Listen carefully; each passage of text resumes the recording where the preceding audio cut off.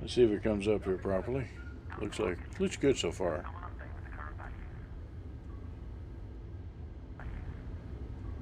Yeah. All right. Well, welcome to week 3 of the journey of the Ardent Citadel in Elite Dangerous, where we're going to conduct 5 jumps to take us 5,000 light years further into the black, away from the bubble, and on our way. We'll feature some of the discoveries some of our commanders made in the prior week, um, and just basically chew the fat as we go. And we have added a new feature, the cat cam. That is Oracle, the ship's cat. He likes to take screenshots and reconfigure carrier systems in a random fashion. But it looks like he's content to be taking a nap right now. If he wants to entertain us, he'll do so. If he doesn't, he'll wander off. It's entirely up to him.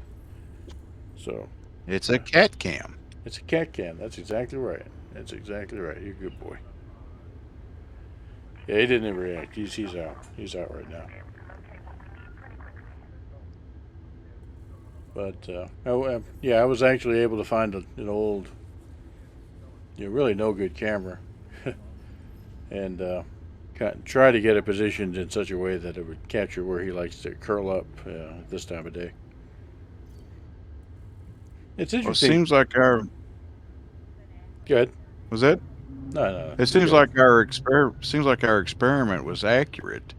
My initial scans from before I boarded turned over more than double from where we wound up last week. Okay. Hey, yeah, we'll take it. So So I've got after, 3 or 4 that are in the 5,000 range. After we do our jumps tonight, we'll see how they do. all right. Well, that sounds good. I didn't really think it mattered, given the distances here. I thought it yeah, I didn't think it mattered because when it comes to distance, the only thing that seemed to key on that was I'm trying to remember the rare goods. When you were trading in rare goods, then it did matter how far away you were from the origin system. But well, yeah, we'll see. We'll see the results of your experiment. That'd be interesting to watch. So like I said, I've been seeing if my investment grows because I don't have a great big scanner program on that Sidewinder, so Yeah, so every little bit helps for sure.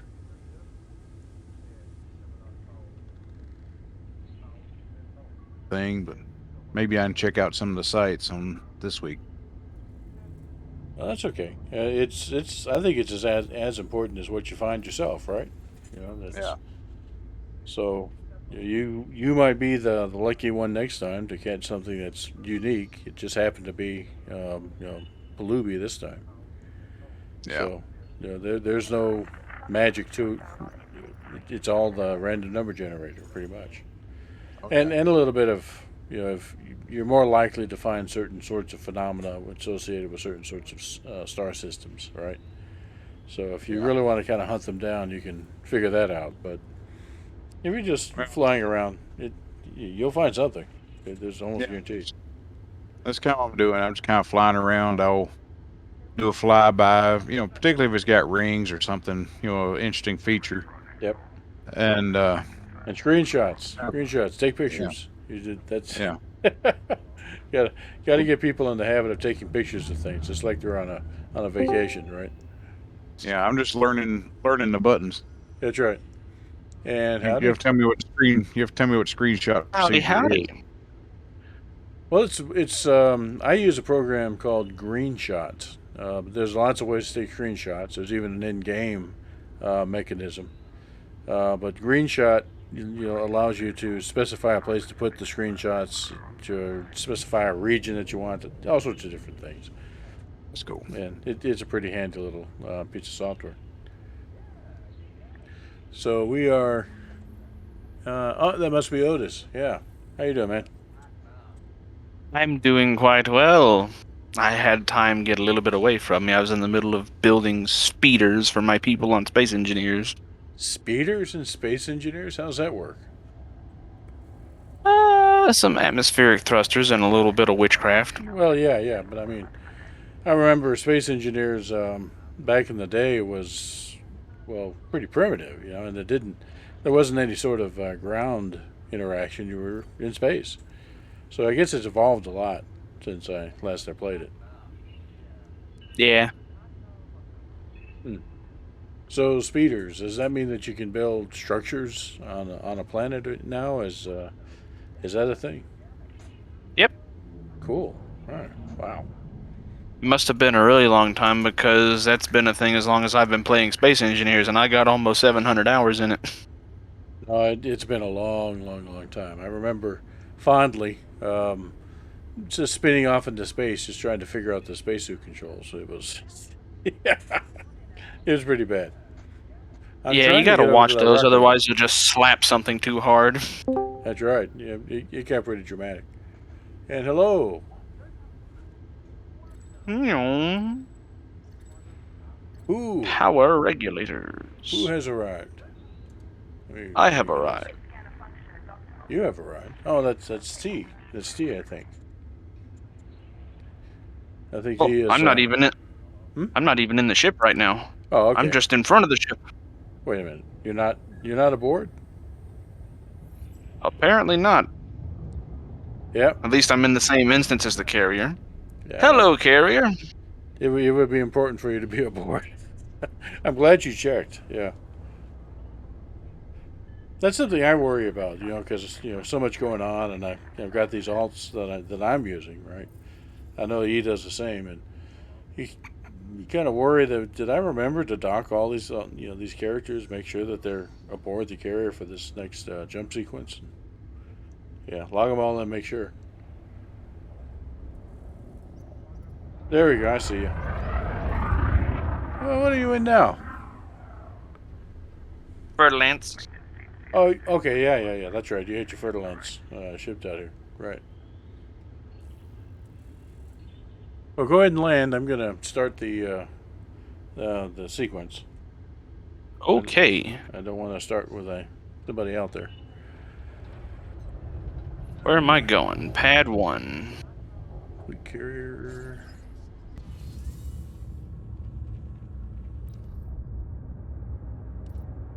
Navigation. And I topped off the tanks. I haven't. By that I mean I took them from the reserve to top off the tanks. I haven't really got a lot of mining done, amongst the group. A little bit, but that's not a problem yet. Open galaxy map. And specify our next destination. This one.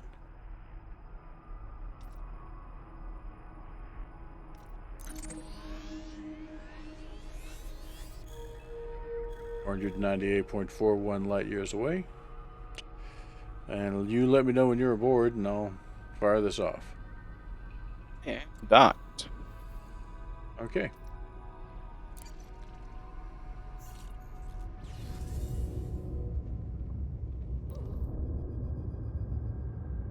First jump will be in 15 minutes.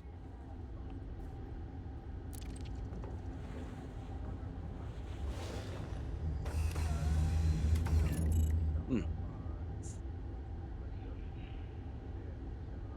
Well, tell us of your adventures.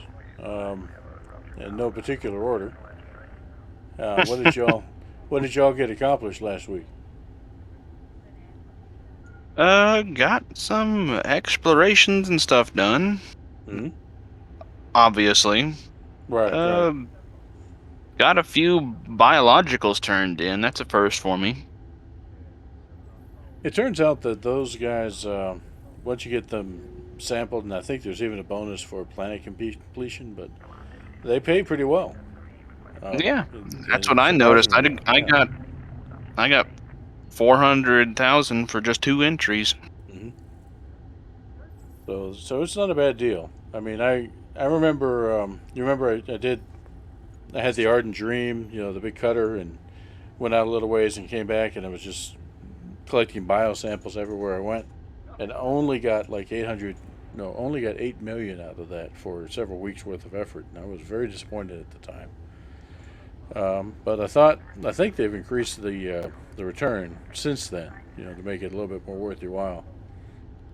And I do kind of enjoy the challenge of finding the samples necessary because you had to have 3 different samples of distinctive DNA, so they had to be far enough away from each other, and sometimes that's hard to do if they're kind of uncommon.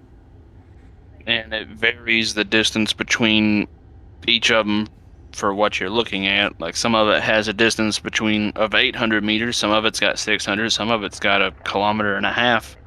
And you just have to somehow scout around and find it. And just hope that it's far enough away. Yeah, no kidding. I think I had the most problem with bacteria because it's literally just kind of a splotch on the ground, and if it's like the same color as the ground, you're just out of luck. You can't really tell one from the other. So they had a big problem on icy worlds, where you just have this ice everywhere, and unless it's a very standout color, it's hard to find.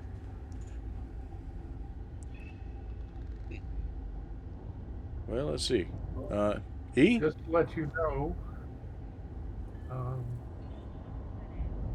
I checked the stream. You're sounding fine.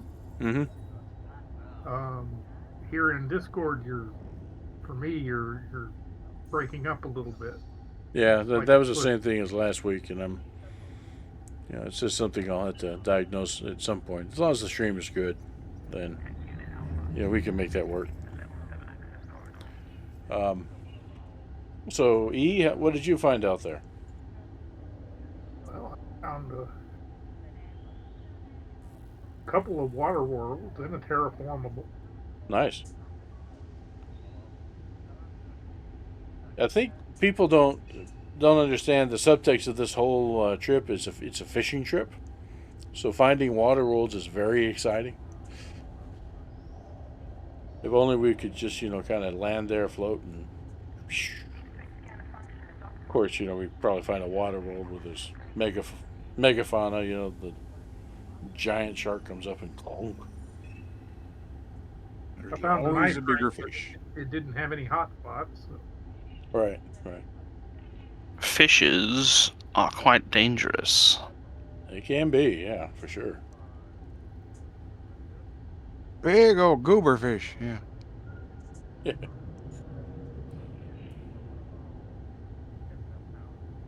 of course, I checked out the thing you pointed out to us. Yeah, and I'll get to that when we roll some of these screenshots here in a bit. Hello up there. Hello up there. Yeah, you must be.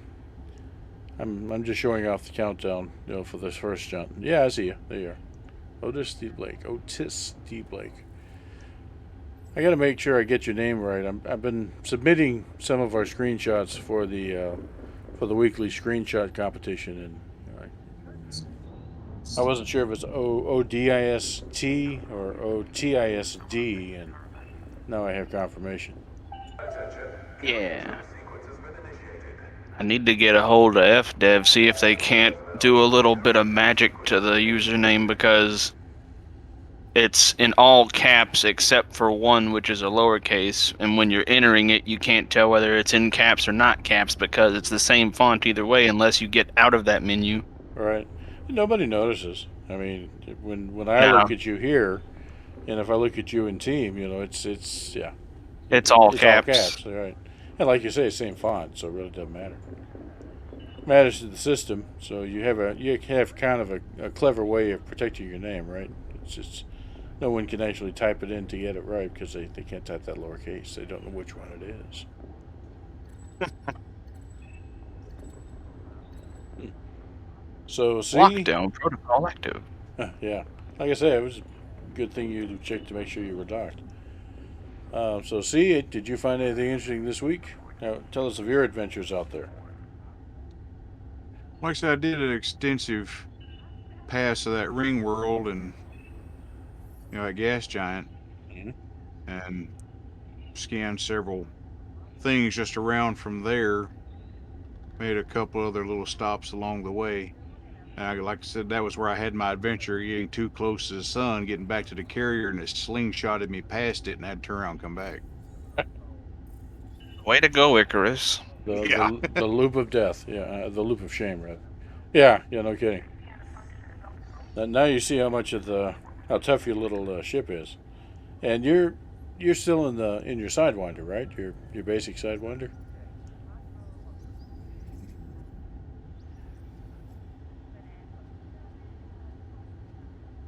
Yeah, you may have blipped out on us. You're still in your Sidewinder, right?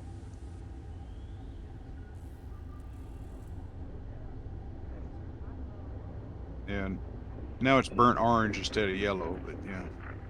Okay. Well, the point of asking is a lot of folks think you can't explore unless you get an exploration ship, and that's just not true. I mean, you can go out with any ship, you know. Well, yeah, you can go out with any ship and get something done with exploration. Attention. Carrier jump sequence is underway. Lockdown begins in 5 minutes. And Lockdown. in your Some case, you know, fine. you were unlucky enough to not get a DSS, a detailed surface scanner, and we're experiencing a bug on the carrier right now where we can't sell you one. But that aside, you can do everything else. You can you have horizons. You can scan them. You can go up close and do a little secondary scan, swing around them, take pictures, do everything except that detailed scan, and you're not really losing all that much. So, I think it's perfectly fine. And that's we happen to have C on this carrier 10,000 light years from the bubble, soon to be 15. But folks that are just starting out, hell, you can explore just around the starting area where all new characters start. It's a Sidewinder, an adder, a hauler, anything that you get in those first few hours of the game will work. Um, so, yeah, exploration is something you can do right off the bat. Of joining up with an expedition like this, particularly one that's anchored to a carrier, really gives you more options, I think, to find something unique, because everything in and around the bubble has been picked over pretty good. Lots of people scan those systems and every minor system in between, because they're very easy to get to. There is an exception, and I think many of you have heard of it, called the Road to Riches, which is within the bubble. There is a sequence of stars that are pretty near each other. I think it's like 100 or 200 that they've mapped out. But what's unique about them is they have water worlds or earth likes or metal rich, very valuable planetary finds. And if you follow this map that they've laid out, the Road to Riches, you'll make tens of millions of credits in exploration turn ins, even though that Road to Riches has been mapped by many commanders before. And it's just a way to kind of jumpstart the career of folks if they want to do so through exploration. Whereas out here, there's no such map. It's all new. No one's been here before.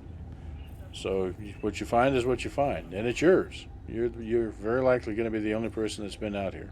I think that's super cool. So, and I know Tom. Yeah, go ahead. I just made a discovery upon the carrier here. I was looking in the context menu, and I've discovered that the lady that oversees Pioneer Supplies and the dude over in Vista Genomics both have the same surname. Really? Huh. Yeah. Didn't know.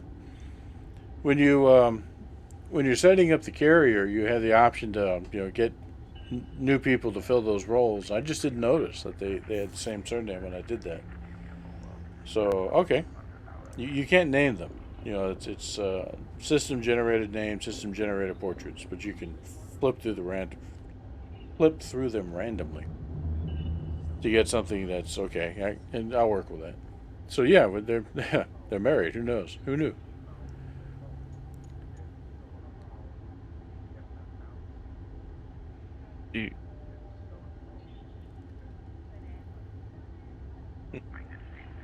I just recently did some tweaks to my audio, and I'm just now noticing that the Pilot's Lounge has a really nice soundtrack. It does actually, yeah. I'm not sure how extensive the music repertoire is, but I've enjoyed just kind of sitting there and listening. It's not bad. So, Ooh, 3 T, minutes. I better go take a sit. yeah, you better get in your house, sit down, or else. You know how that goes. Services are offline. Be escorted to the bridge. Jump is complete. I noticed T. O'Neill didn't risk actually attending. You might be working, but He's got work tonight. yeah. But given what happened last week, yeah. Attention.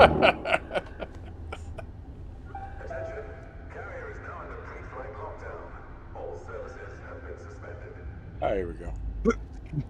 The fun part is about to begin.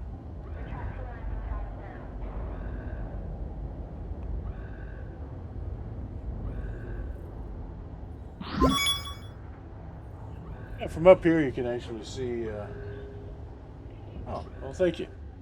The hangar bay doors seal. You know, they'll all of them will lower simultaneously and seal up. The hangar lights turn out, so you're seeing the lockdown process happen, kind of in real time.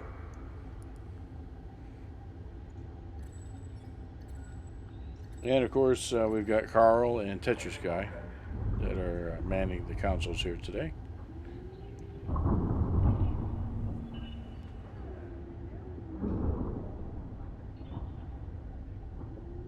If I were Oracle, my cat, I would be more alarmed at these thunking sounds, but he's very used to it by now.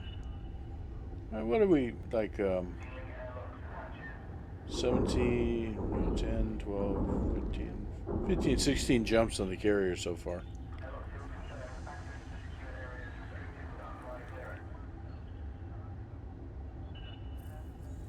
And not all of them full range jumps because they, did little baby jumps while we were testing and picking people up and such. All decks have signed off. The crew is set for hyperspace.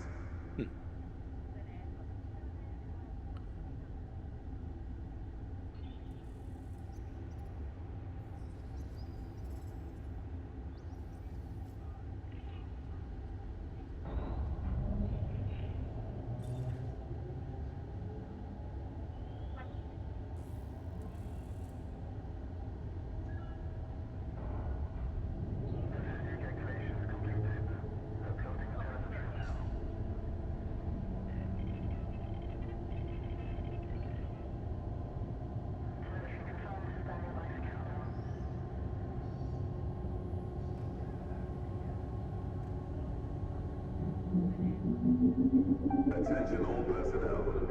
The frameshift drive has been engaged.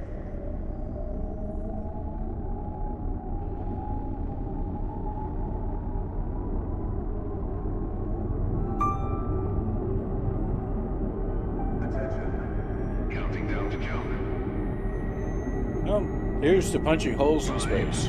4, Cheers. 3, 2, 1.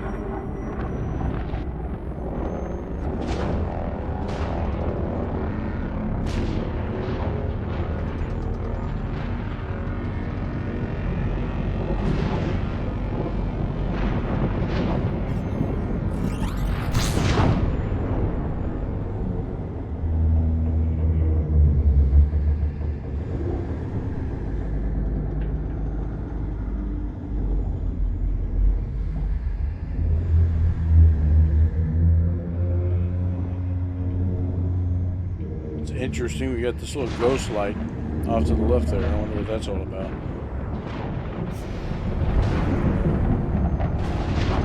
Is that our destination?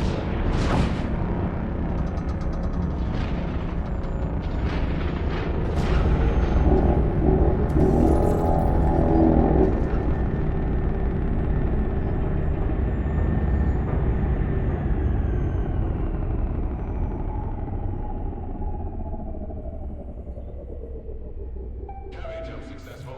Security checks have begun. So we. Lockdown protocols have been lifted. All services are now available. Thank you. So Otis is already split, so I assume you're headed out to Honk. Yeah. Okay.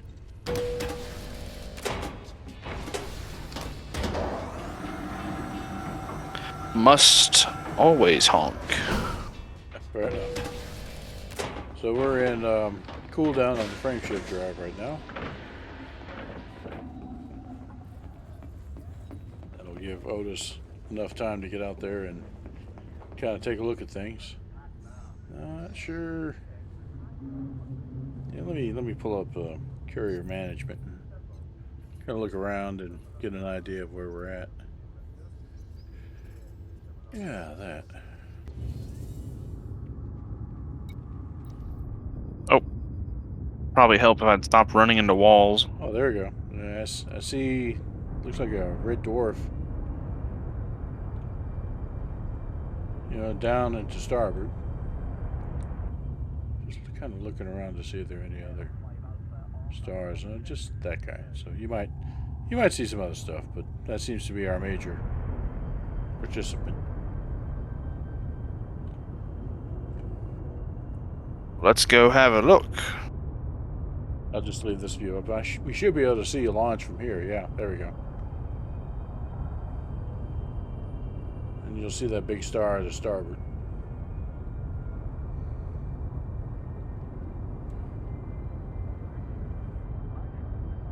There it goes. Pretty sure I just burnt the landing pad. I think Ace has already reconfigured every landing pad on the carrier by now.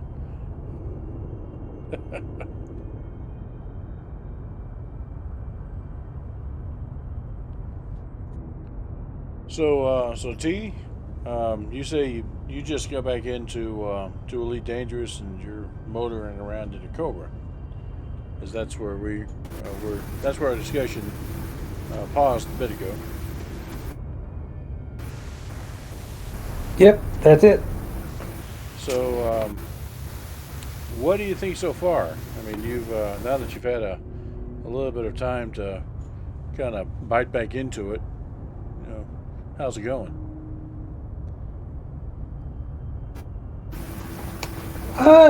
Going good. Like I said, this time around the learning curve just seems to be a little bit flatter. So, plus I'm not using keyboard and mouse. I'm using Xbox controller, and that seems to have helped with getting a handle on things. So, yeah, totally see that. Once I got orbital plane established. What do we got? Oh, somebody's been here before. Seriously. Yeah, Allie W. Allie W. Remember that name. We might run into it again. All right, cooldown's complete, so we're ready to plot the next course there, Otis. Whenever you're ready to come back. I'm make a U-turn. I'm heading back now. You can go ahead and plot the course, and I will be dropping back in and landing shortly. You know, I'm going to plot the course, and some terrible thing will happen to Otis. There you are.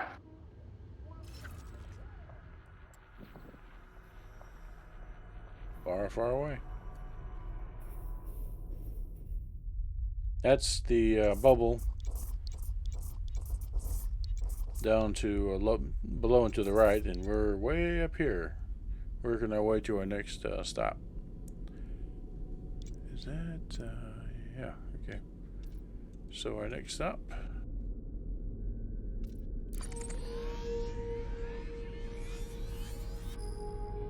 right there, 493.99 light years.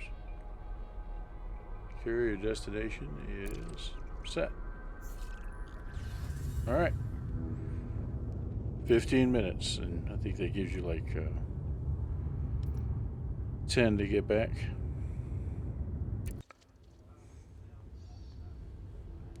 All right, nice.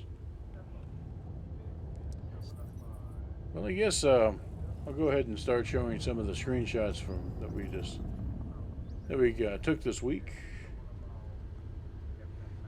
Let me get that set up here.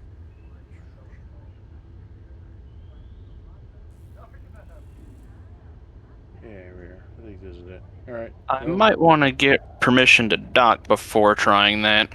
oh Lord, Oh. we are going to leave you behind.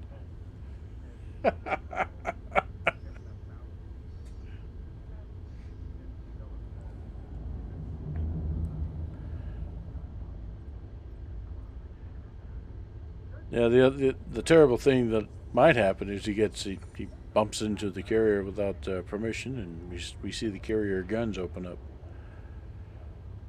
Although I have seen video evidence that it's possible to fly under the guns with a small enough ship. There you go.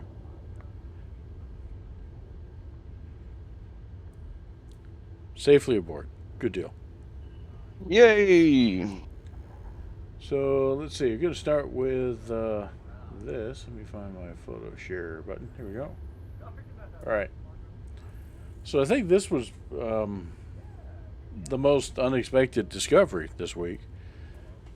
These little spiky life forms. They kind of look like marble jacks, and except they're much larger. See if we can get one that's a little closer. Yeah, these guys in Elite Dangerous are life forms, bacterial life forms, I believe.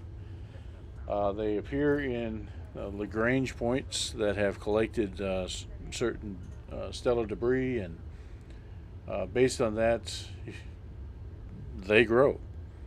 And you can only imagine that it's taken eons and eons for them to grow these crystals. And But they are big too. they're huge. Yeah, this thing is probably the size of a 20-story building. You know, it is not trivial. I didn't really get a good shot of, for scale purposes. You know, I didn't want to get too close to it because they rotate. But the asp is probably a third the length of one of these spikes, and that should give you a sense of scale. You know, the asp being about, what is it, 30 meters long, so about 100 feet. 43, I think. Yeah, so a bit over 100 feet, and if it goes, you know, if that goes all the way out, then you've got each one of these spikes, uh, 600-700 feet long. You know, 2 football fields. So it is impressive. The dust cloud itself is a bit impressive. That's where these bacteria are getting the material to build these structures. They don't react to you at all. You know, they're just there. They're, you know, essentially giant bacterial colonies in space. No intelligence. They're just doing their thing, growing, replicating, growing, making these spikes. It's not the first time that something like this has been found in the Elite Dangerous universe. Not even the first time in the Inner Orion Spur, which is the area of the galaxy that we're in now. But it is the first Yeah, time this I've found them particular a few cluster. times. Yeah, this is the first time this particular cluster has been found. So we got first discovery on this, which is, you know, sweet. That's nice.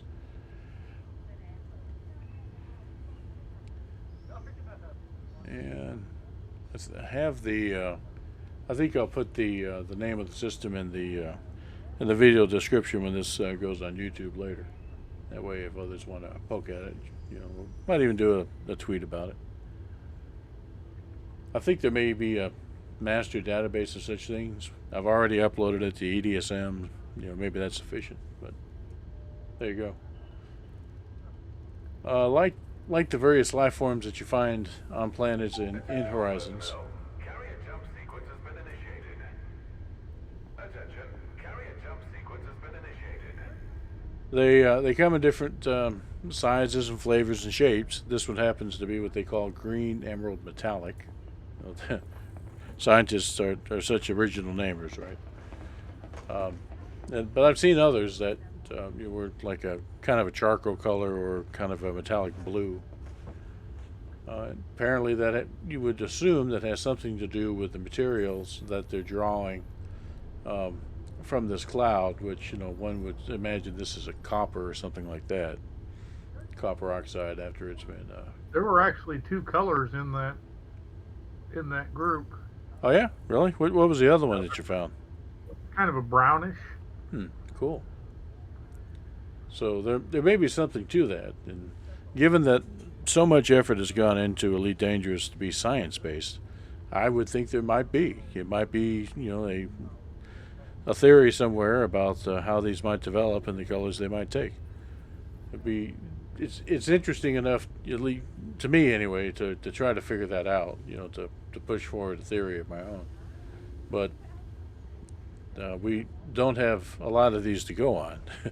If you really wanted to research them, they're very few and far between. Yeah, there's that greenish one, there's a purplish one, there's the reddish brown ones, and then there's like a sort of a teal colored one. Right.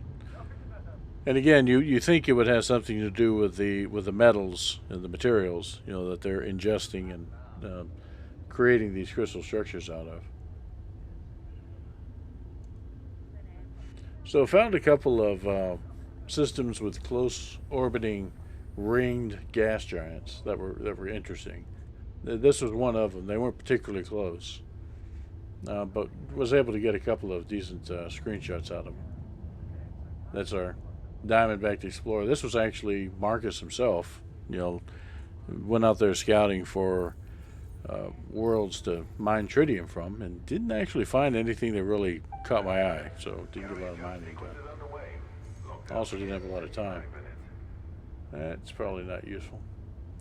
But that just demonstrates, prospecting for tritium spots is simply using your DSS on the ring around a ringed world.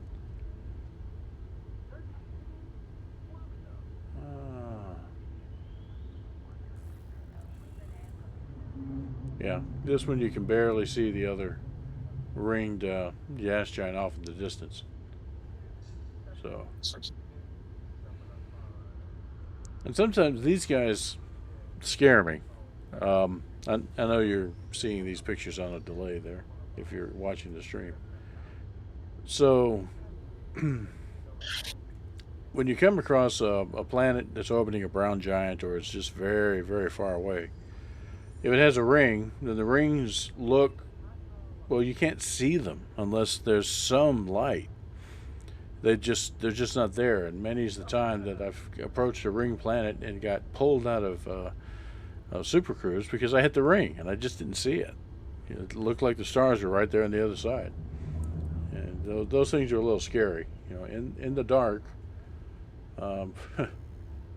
in the darkness, there lurk planets. So there you go. They will leap out at you, that's for sure.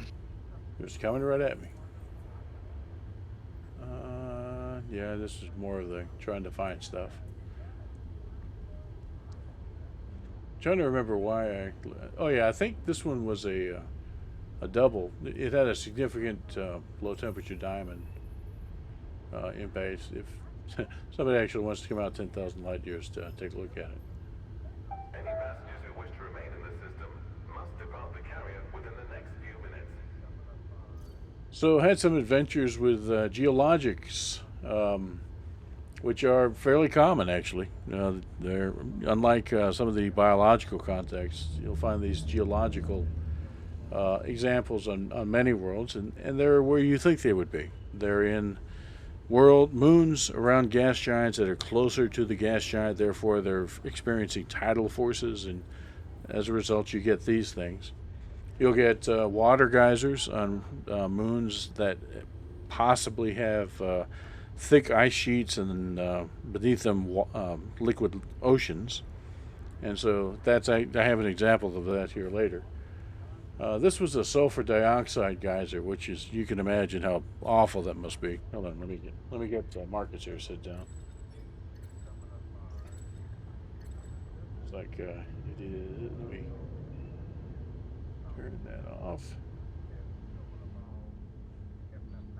Marcus himself needs to find a seat here. All right. Hello there. Hello, Otis.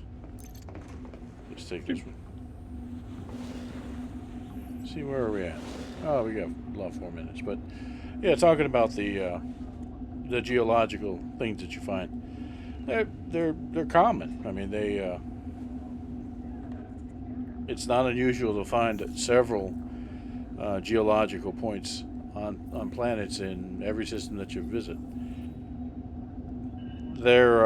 They can be spectacular, to go and see for yourself if you have Odyssey. Well, actually, Horizons, Odyssey, both you can see them. So, I think the ones you I just like. need to do on foot. Yeah, you just need to get down there on the planet and find them. The ones I like the most are the water geysers, because they're, and I have a screenshot of it here later. But they're just. This one was just like, I don't know how tall it was. It was just huge. It made the SRV look like an ant. When I zoomed out the image to try to get the top of the geyser. So you can imagine on a low gravity world, they can go hundreds of feet up in the air, and that's what they do. And some of them, I believe, you can actually stand on the thing as long as it's not like magma, kill you hot magma. People use water geysers to go flying, and I've heard some tales of that, but I hadn't actually tried it myself. So there we go. We're getting close to our second jump here.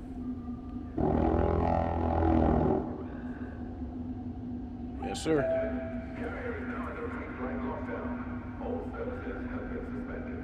Carl, hit the button.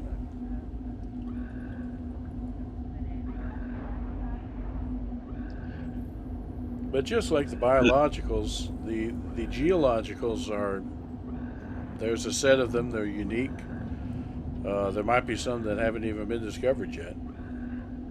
So it's worth going down and taking a look at a few of them, and you might get lucky. It's also just kind of interesting, seeing the geysers at work.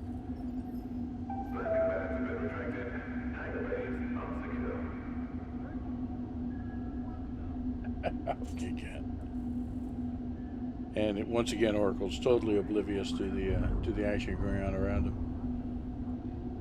Carrier, white carrier. Doze.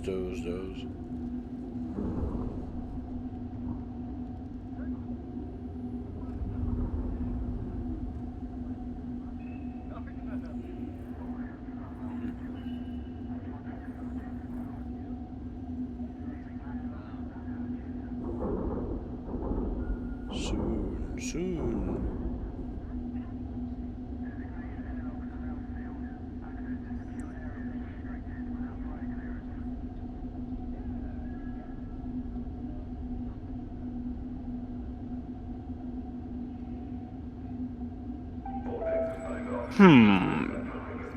Go to that star right there.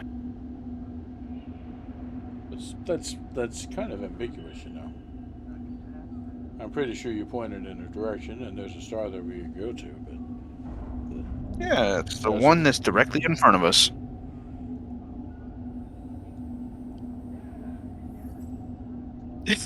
I got a feeling we're gonna actually go through it.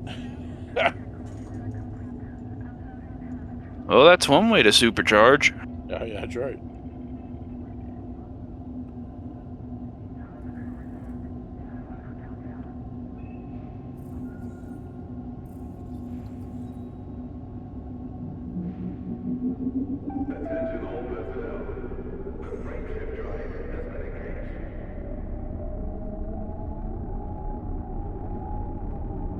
Hence frame shift noises.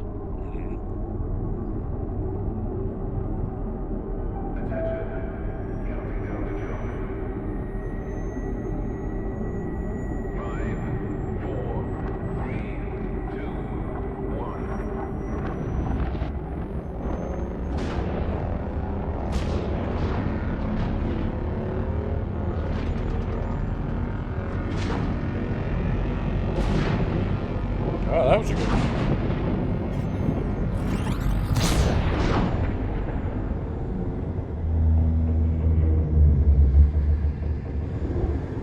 Forward we journey along the Bifrost. That's one name for it.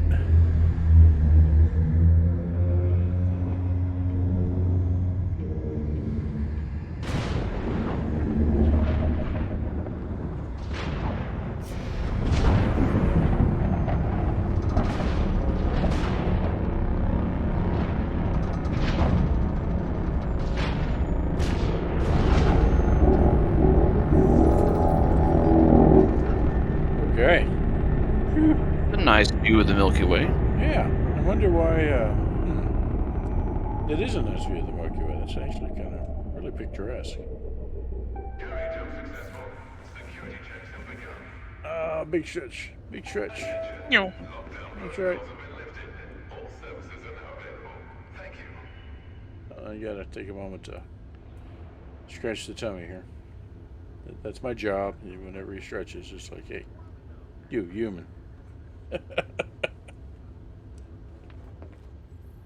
Oh, nice. Yeah, you can see the star just kind of off the port there. Yeah, I love that view of the Milky Way. That's really cool.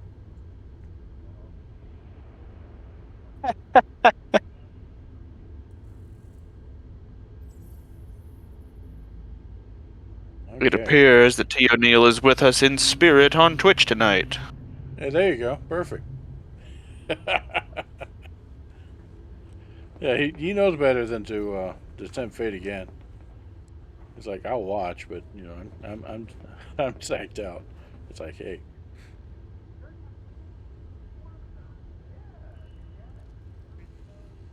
Very nice view. I know I've got my head right in the middle there, but let me see if I can cheat a little.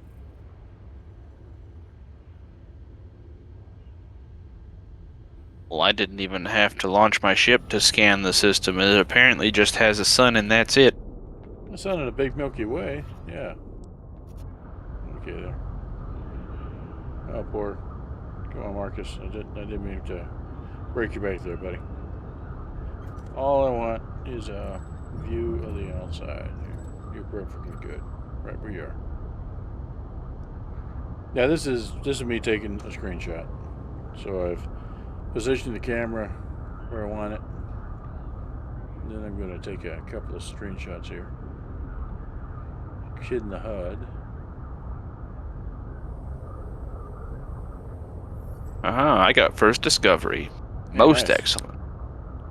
Very good. I'm leaving my name all over this trail that we're taking. Well, that's why one reason we're out here. Otis was here.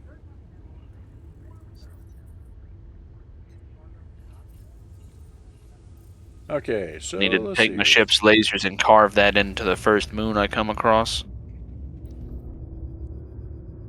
Did you ever watch the Cowboy Bebop anime? I have not, actually. Okay, I'm not going to spoil it for you, but remember what you just said, and if you ever get around to it, watch the Cowboy Bebop anime. It's a really great series. One of my all-time favorites. Okay, I think. Cooldown, where we at? We're still 30 seconds on cooldown, so.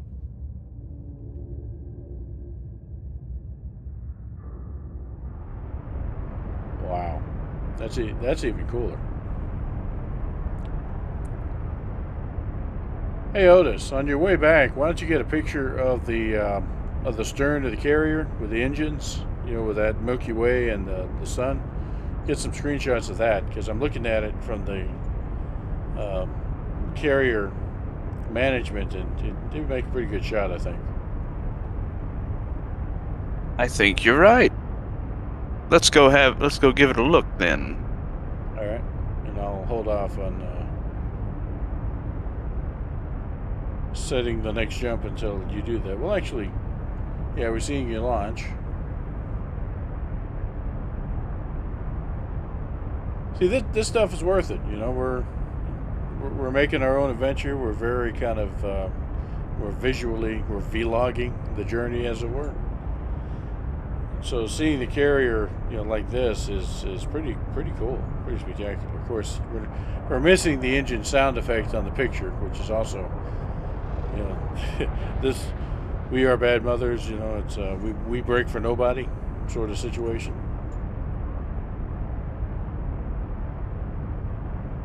I'm just still getting a kick out of this Narn paint job. That's you are correct. I know what you're saying. I know what you say. But of course, it's orc inspired. Red makes it go faster. Wog. So yeah.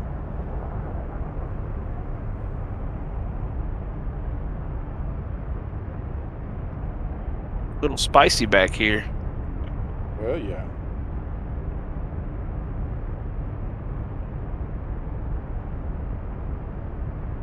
Anyway, there's the Milky Way. Need to go this way.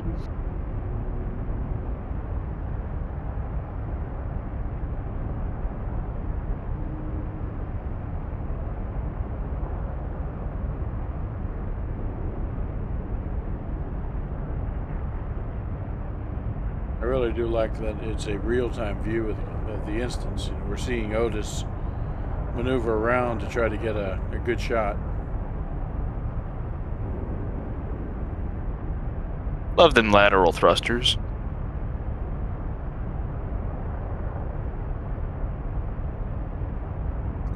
Nope, I need to go up, not down.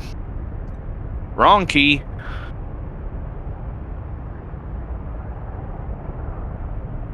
Alright, photo mode.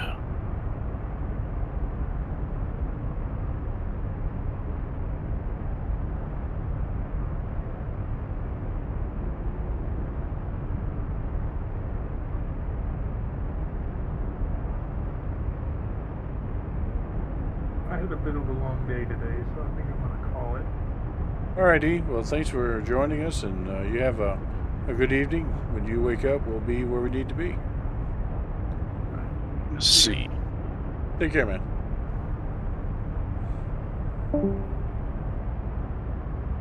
Hide the HUD, and give my thrusters a quick pulse for color. Very nice.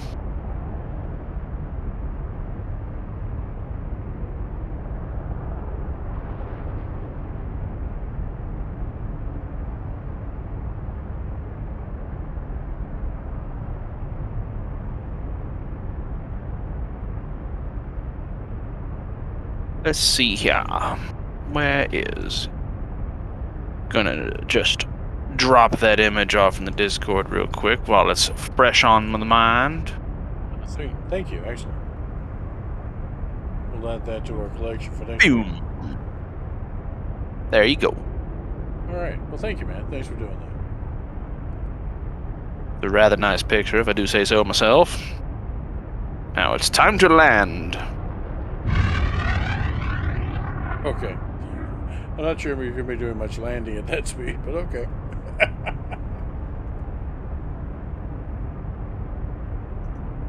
I can land at any speed. Whether or not I'll survive is a different story entirely. Right you are.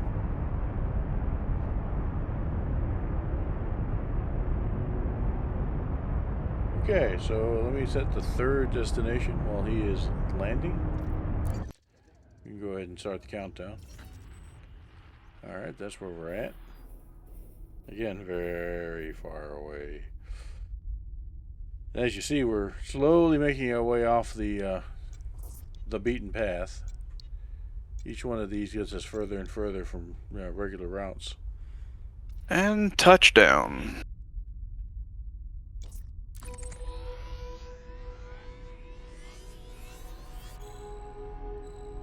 Okay. Let's see. Arc. Number 3. You know what? Let's do that. I'm gonna get me a photo of my ship sitting on the pad. There you go. Well, you got several minutes to do it. It's all good.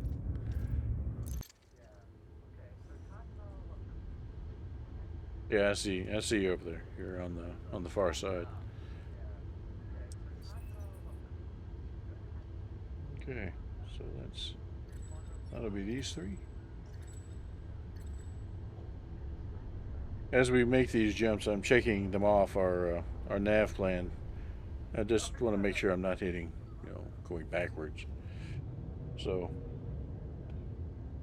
oh, yeah, the cat is super relaxed here. Got his tail kind of off the edge of the desk, and he's just kind of chill. You're okay, bud.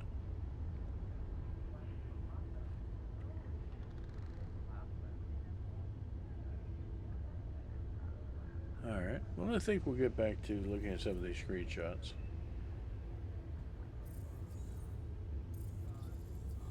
Alright, yeah, we were talking about fumaroles, geysers, etc. This is a fumarole. Basically, it's an accumulation of whatever that's built up over time.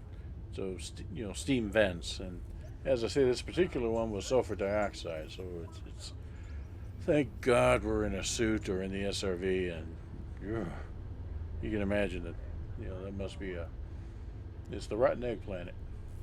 Poisonous, too. And they went through the trouble of showing that, I think there's no atmosphere on this planet, so some of the material that comes out of the geyser, most of it goes away because of the low gravity, but some of it kind of falls back down and creates this puddle around, the fumarole itself, and that's how the fumarole builds up over time. Is it just accumulating this material and just building these structures?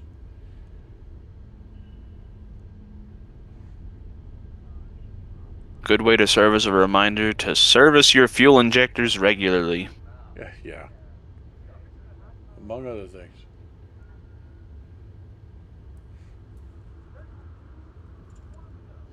And then I think I found just a straight up vent, and that's what it looked like on the local, hiding the vent itself behind a ridge, just so you can see the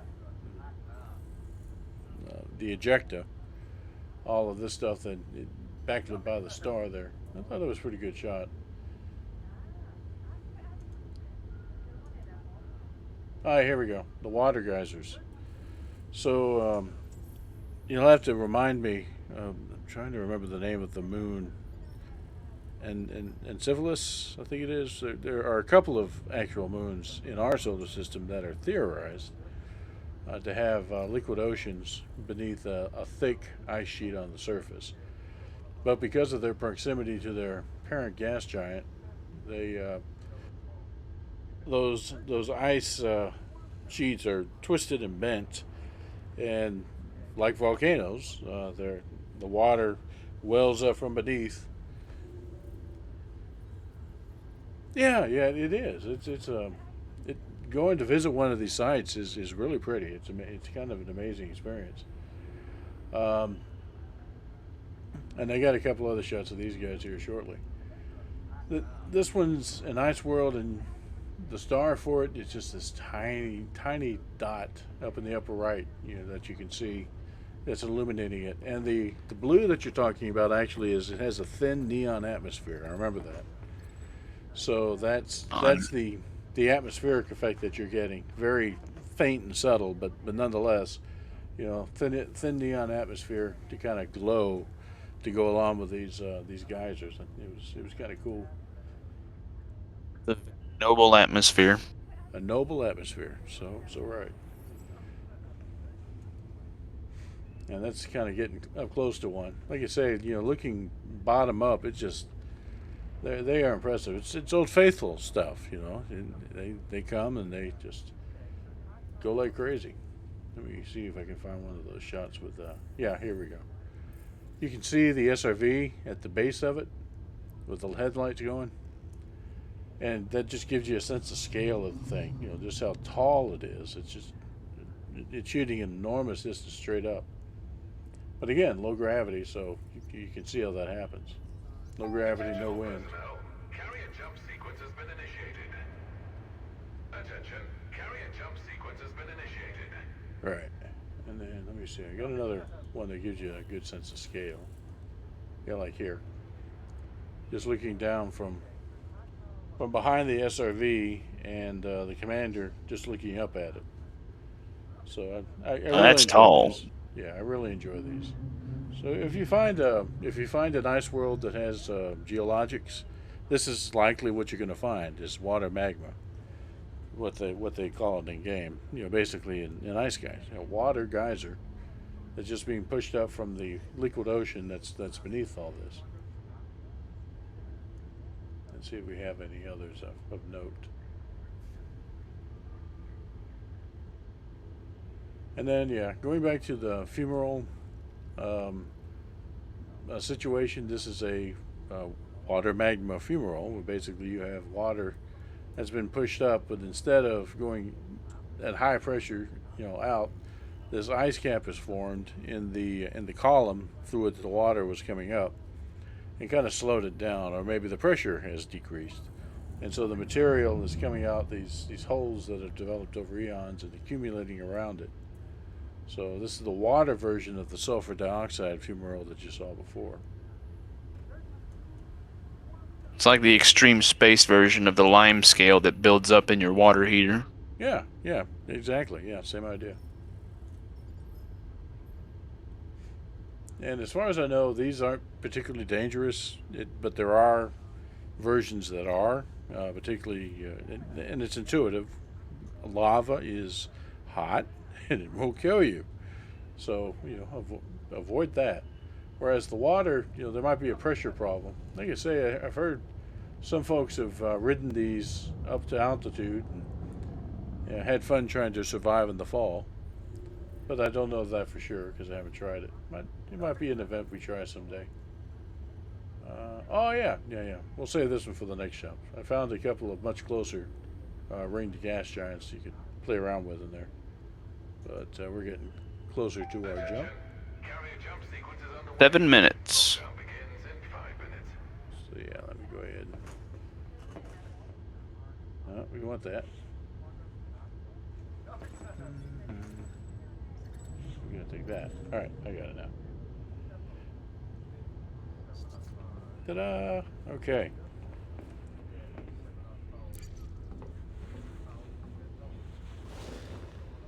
Married, huh? Let me look at that. Oh yeah, I sat down. You can access your stuff. Cons.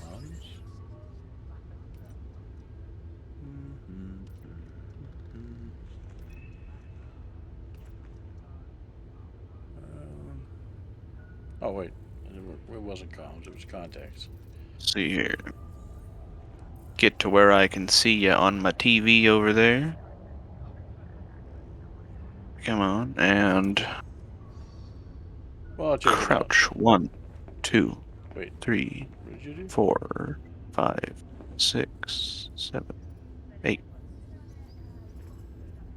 I'm just gauging what the delay is between what I do and how it shows up on the Twitch stream. Oh, okay, I see. Yeah. There should be. Yeah, that sounds about right. I'll go check on these two after the jump. It's a 7-second delay. Yeah. It has a lot to do with how the encoding set up. Whether we set it up to be high quality or didn't really care all that much. And I think this one's set somewhere in the middle. All right. Any passengers who wish to remain in the system must depart the carrier within the next few minutes. Must depart the carrier within the next few minutes. Damn right.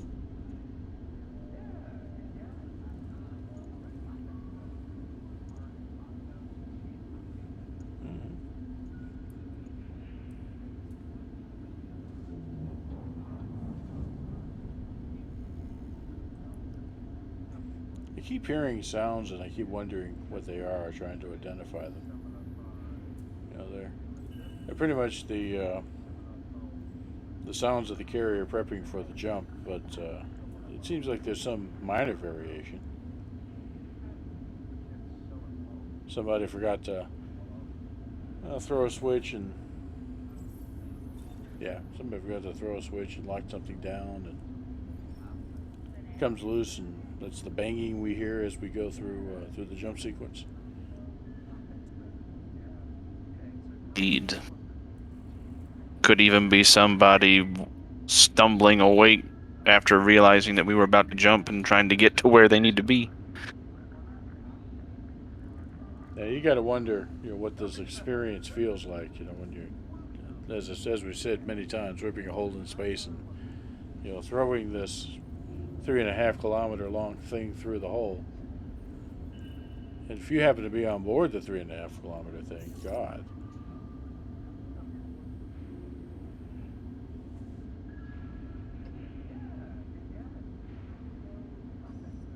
Up here in the command deck, we don't get the relativistic lengthening and shortening thing that you do if you're riding in a ship.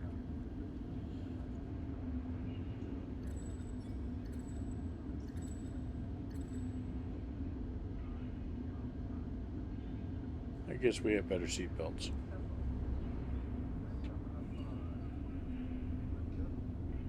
Yeah, More plush chairs. Yeah, they weren't provided by Starfleet. That's right. Yeah, you gotta wonder about that, right?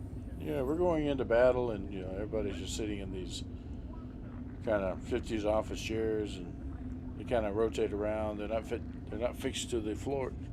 They don't have any sort of restraints. And we know that the inertial dampening system is great, except when it gets shot at. Market access is unavailable until the jump is complete. So yeah, I had to wonder about those things.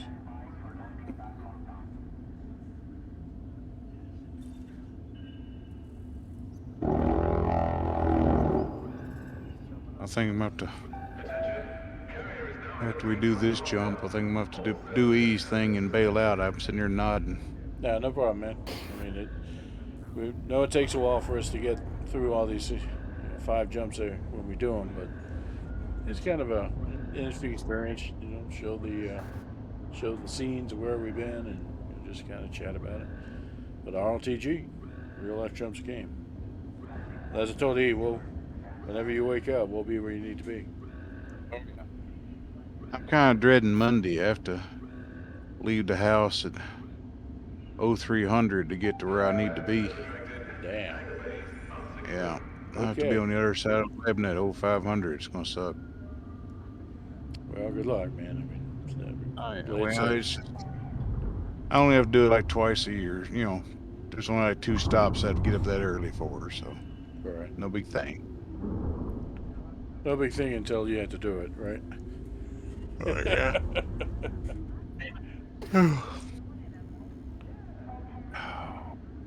Yeah, you and Oracle. I mean, you yawned and Oracle yawned right in unison with you.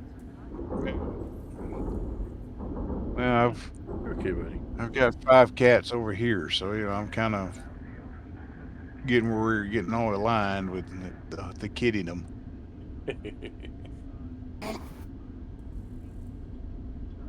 Today you will obey the small one. Yeah. I have to obey the small one every day. Who are you kidding?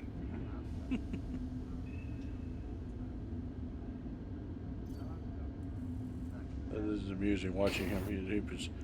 He noticed, I kind of moved him a little bit so he could get to the mouse, and he's just kind of slowly thud.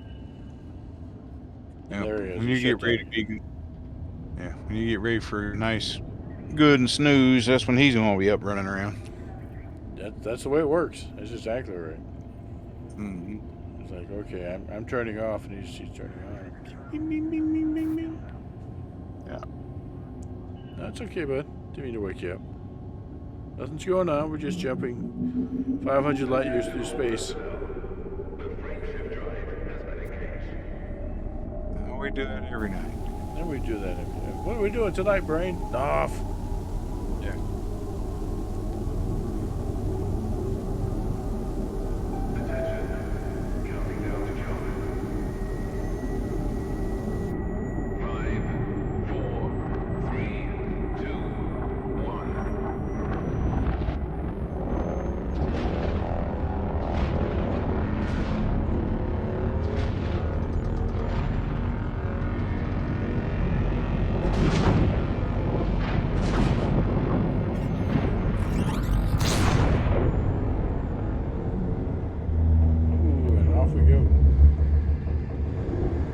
into the abyss. I think that's accurate. You know, it's just the coming back out part that's never assured. Big stretch for Oracle here. Alright, there it goes. Had to kind of maneuver him so he didn't lie down on the mouse. Destroy is in hyperspace.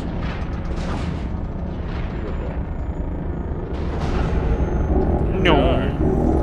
Some nice nebula shots there. Those are the Magellanic Clouds. Really? Yeah. Very nice. It's interesting how the carrier seems to be rotating around as we go. It's.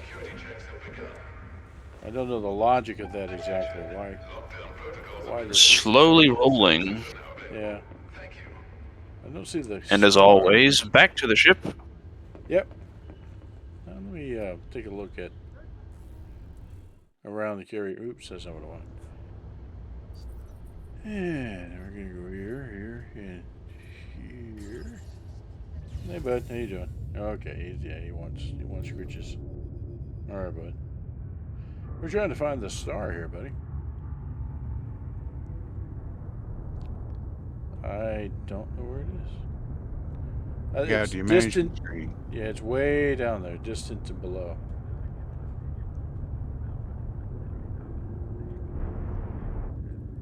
Yeah, it's illuminating the bottom of the carrier. Nothing above us around us. It is interesting, the Magellanic Clouds right in front of us. Near and far. Well, I'm more comfortable with this than I am pulling up right next to it. Yeah, me too. I know what you mean.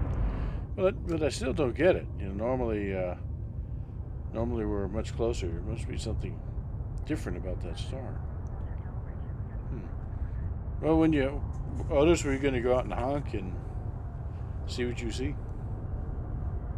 Sure. Because I'm kind of curious if there's something funky going on with this star here. Some reason why we're so far away from it.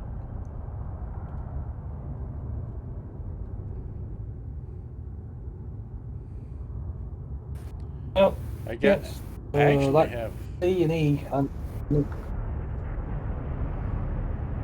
I know. I totally understand.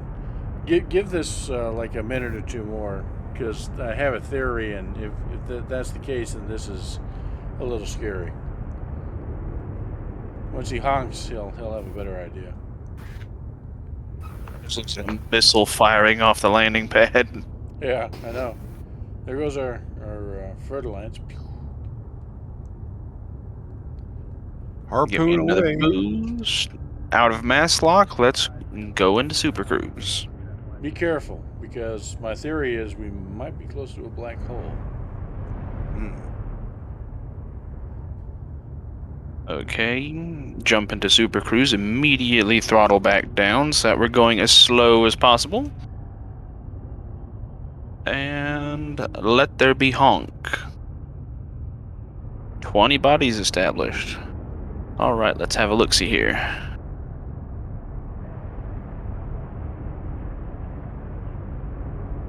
It says 20 bodies, but I look at the map, it only shows one body plus the sun. So that means a lot of this system is completely unexplored. Let me just hit the full spectrum scanner real quick and see what we got floating around.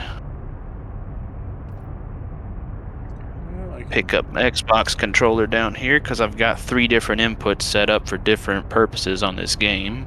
Right.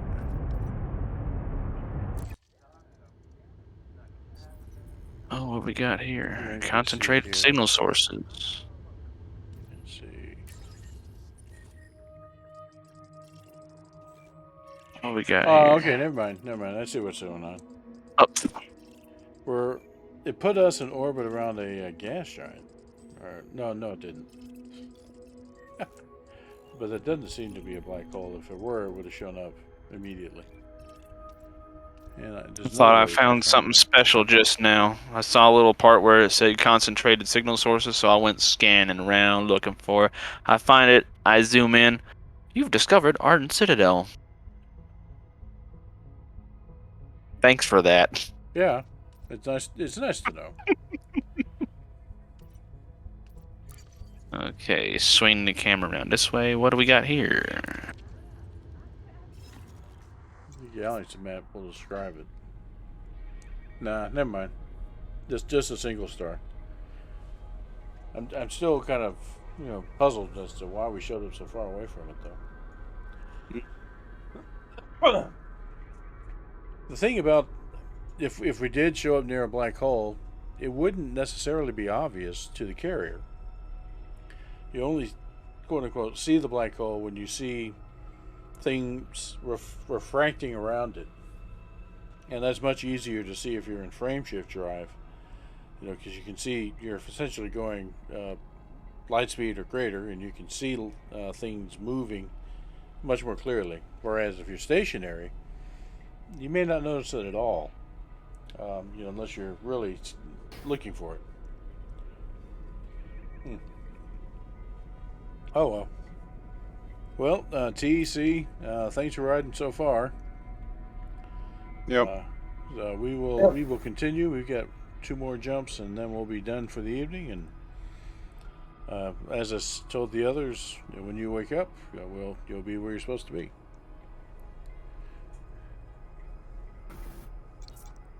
All right. Y'all have a good one. Yep. Right, Take care, T. Take care, C. We'll see you on the box Saturday. Yes, sir. Have a nice day. So let's see. Let me go back here. So far, I'm just seeing metal bodies and gas giants in this system. Okay, so yeah, it's nothing special. I got excited over nothing there. It's like, hey, maybe. So I'm going to go ahead and plot our next course. How far out are you? Good evening. I'm not too far out. I'm still using the full spectrum scanner. Okay.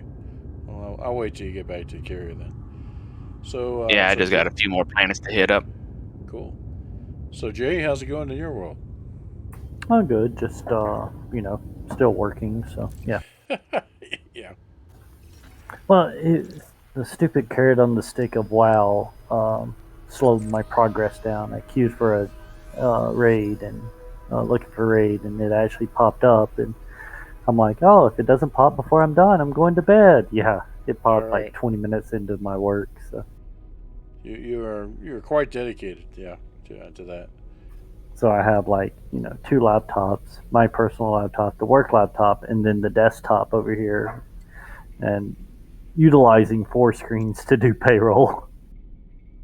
Wait a minute, what's going on here?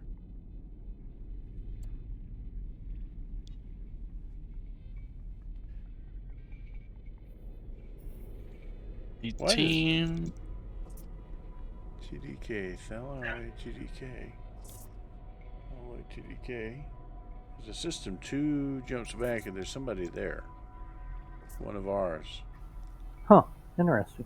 Yeah. Scary. Who is that? Let's see if I can figure this out before I fire off the carrier again. So maybe somebody wasn't on the stream, took off, and didn't get back in time. I can hop in my DBX and run back and see who it is. Well, they're 1,000 light years back now. Yeah, let me see if I can identify them. So that was a squadron marker. So let me look. No, it only shows 2 of us. I'm a little confuzzled.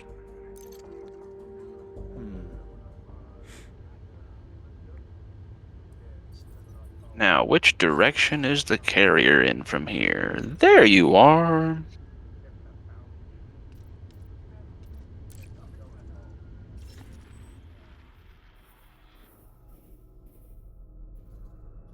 Okay, so that was...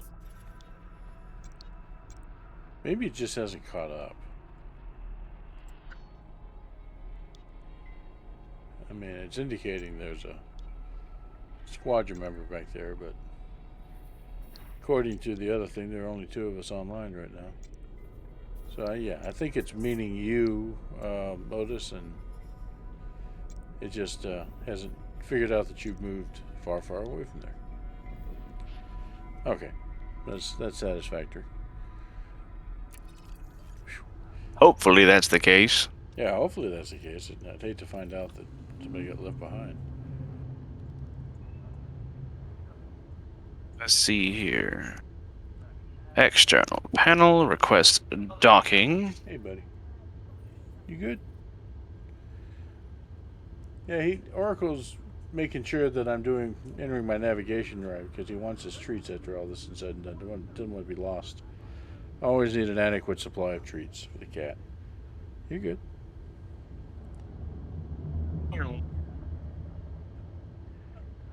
Yeah, that's exactly what he did. He just rolled over and said, "Okay, fine. I'll watch the screen from down here. You do human things."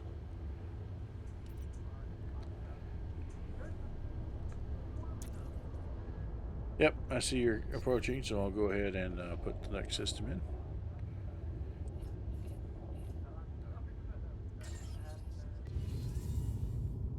Okay. Navigation. Open galaxy map. So aside from playing WoW, when you should be working, how things been in your world? Oh, not too bad. Didn't get wet today. Somehow managed to escape all that rain that came through, and some nice thunderstorms and lightning. And lightning and a metal rail car goes really well together. So Yeah. but avoided all that and everything. So No, life is good. What the heck? Trying to see if I can finagle some work to be off on Sunday. I got a family get together thingy with Rachel's family, and yeah, not having a quote unquote assistant manager to or anybody trained on this computer system makes it a little bit more difficult.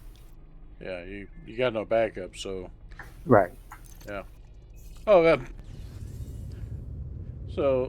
yeah, I just set the course, and Oracle decided, okay, yeah, me, go there. Oh, now he's getting feisty. What are you doing, buddy? What are you doing, buddy? But yeah, totally like do a day of payroll and then it's like squirrel.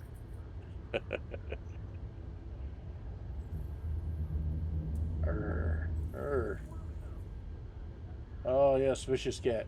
Having to fight the vicious cat for control of the carrier.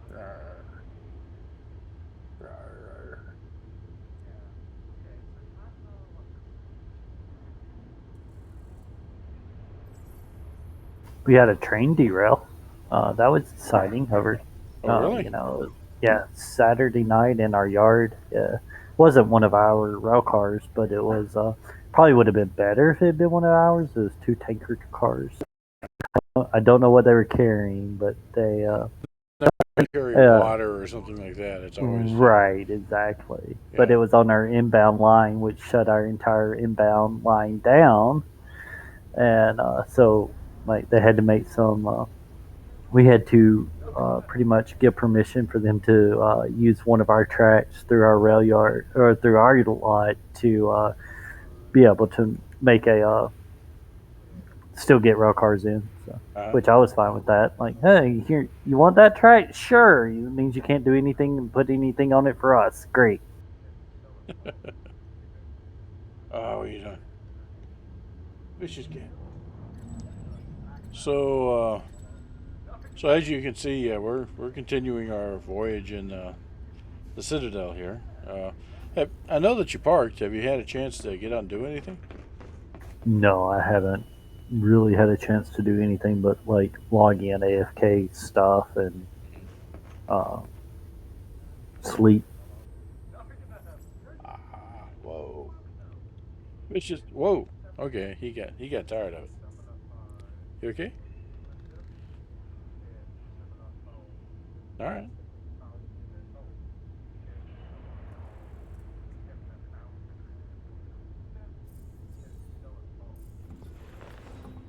Okay, buddy. We're not wrestling. Oh, I see what happened. His tail got caught. Yeah. It's okay, buddy. It's all right. Yep. Yeah, he's off. Well, you started it. Don't look at me. Okay.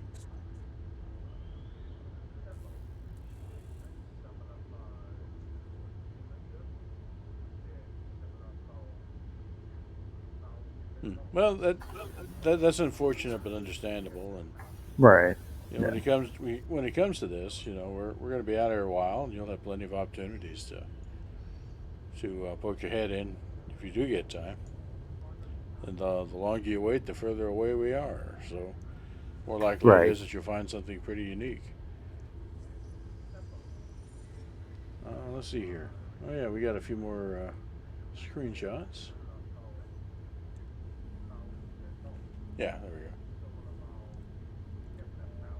So yeah, these are of a couple of gas giants that are pretty close to each other, ringed gas giants. So you can actually see the one through the gap of the other. You could try to get a better shot of it, but for it to be, and this is that what I talked about before about in the shadow of a gas giant on the rings. Basically, you can see through the ring and to what's on the other side, and the rings kind of become invisible depending on how thick they are. Oh, nice. Yeah, that's Sorry. from within that ring itself, the icy ring of the bigger gas giant, the closer gas giant. So,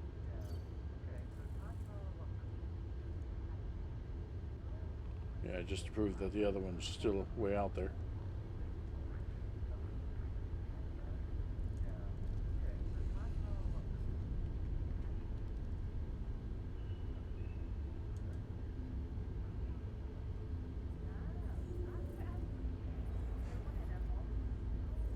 I think.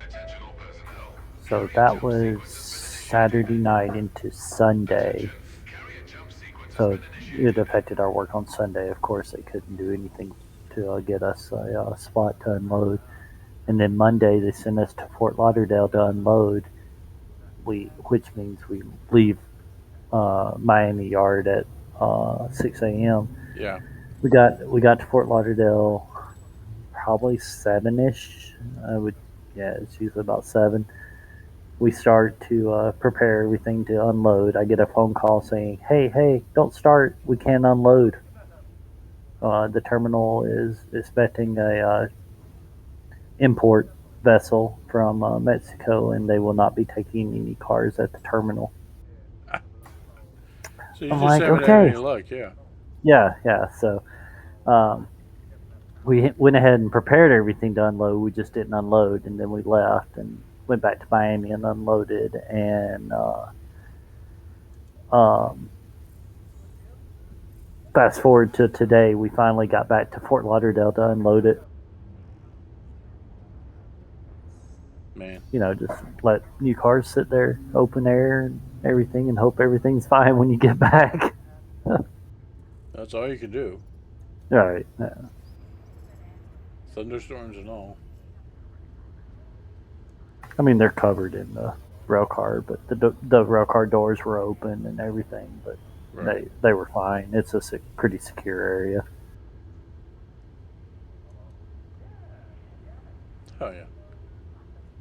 That's just showing Oracle in his co-pilot seat. I think that's all the screenshots I have from this week. So let's see. Let me find maybe this one. Yeah, let's go and shut it down. We are just a few minutes away. Hello. Dun, dun, dun. And there's Seraph joining us on the chat there. Hello. We are 2 jumps away. from our final destination for week 3. So far, we've looked at some screenshots and basically chewed the fat. That was kind of our plan all along here. Many folks have having real life schedules have drifted off to sleep, but we're let's see, we're most of the way into this jump and one more to go, so we're probably about half an hour or so left on getting to our destination. So we're about where we normally are.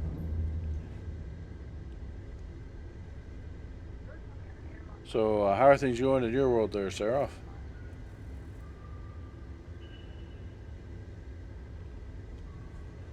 I ask, and he's probably on that poor keyboard. Beep, beep, beep, beep, beep, beep, beep.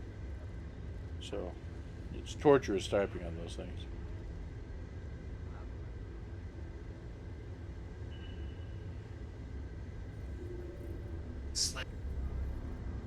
There's a lot landed on your.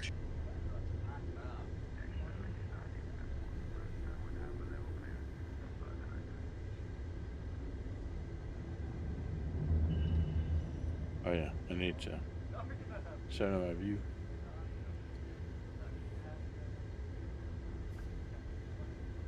Well, oh, that's right. I'm seated, so I can't do anything. Bit of weird limitation. Really Should be is, able to at least work your menus. Yeah, it sure is. Any passengers who wish to remain in the system must depart the carrier within the next few minutes. Alright, let's get back in the seat. I got what I needed to sit up there. Oh, wow. Seraph says, I was watching Severance with Mom talking to. Yeah, okay. So. Okay, great. Yeah, it'd be great to talk to Jeremy. I haven't talked to him in a while. Severance. That is an interesting show. What do you think of that? And I don't know if anybody else has watched it or heard of it.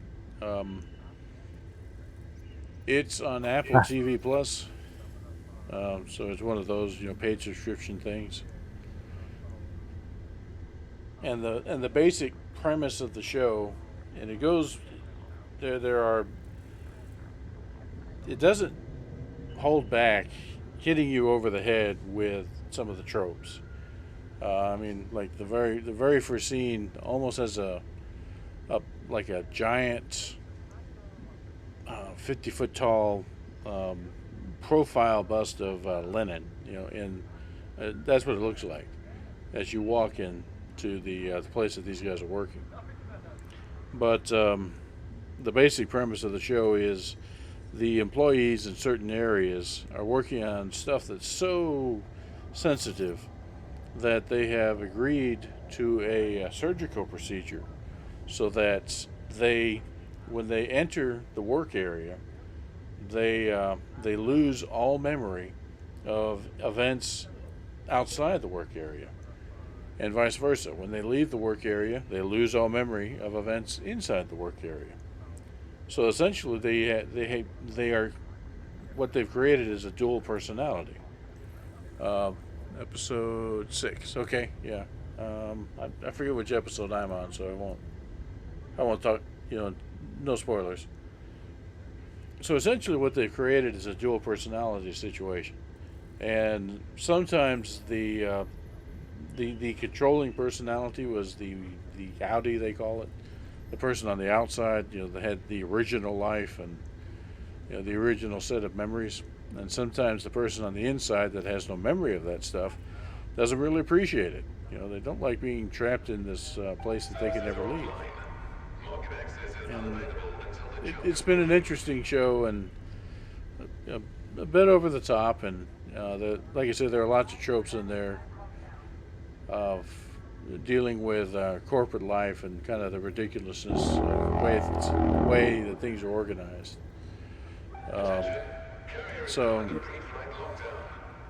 it's not a comedy, not at all. I mean, it's getting to a kind of a deadly serious climax situation. So, if you ever get a chance to watch it, and I don't know what happens with shows that are on Apple or some of these other streaming platforms, they ever see the light of day, it's worth a watch because it's a kind of a thoughtful show with some deep themes going on that you have to kind of pick out. Some of them, like I say, slap you in the face, and some are much more subtle. So, but it seems to be a basic rip on modern corporate life and upper middle class suburbia and that sort of thing.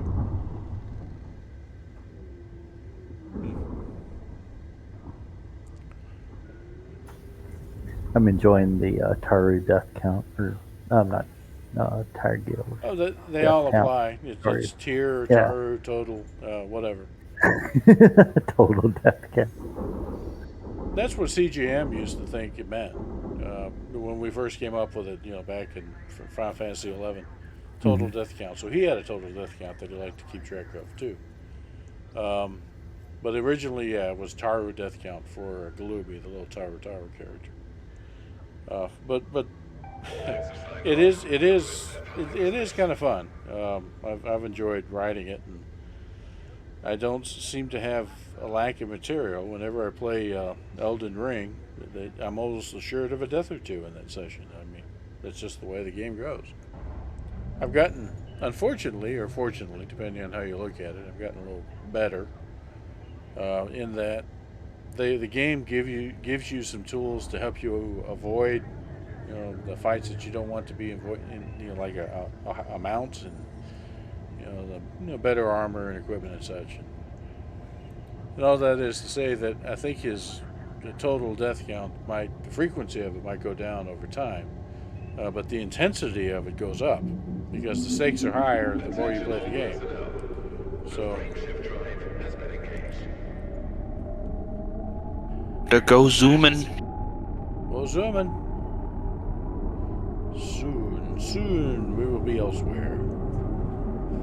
Attention. Counting down to jump. 5, 4, 3, 2, 1.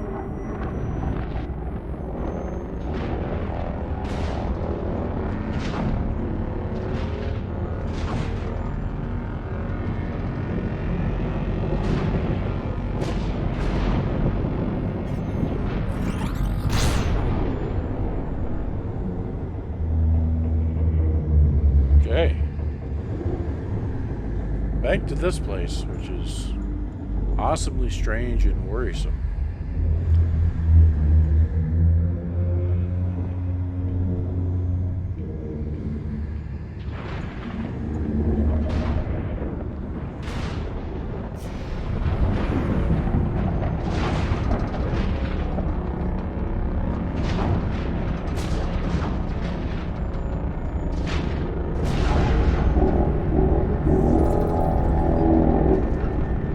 Managed to not be staring at the sun. Wait, hold on. It might be above us. Yeah. Let's give it a look. No, it's below us. Oh, is it? Okay. Yeah. I see it. You can barely see the outline there. Off to the left. Okay. Let's go give it a honk. And there are the Magellanic Clouds again. They've moved. Yeah, it is true that the carrier is not going in a straight line towards our destination. We're kind of bouncing around a little bit. But what is that above us? Why? Yeah, hang on. Let me look at that. No, I'm curious.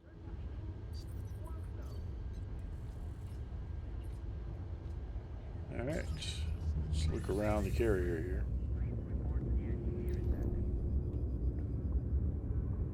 It's really nothing. Yeah, I don't see anything up there. There may be a distant star causing that illumination, but yeah, whoa, it's a big one too. Our local star is impressive.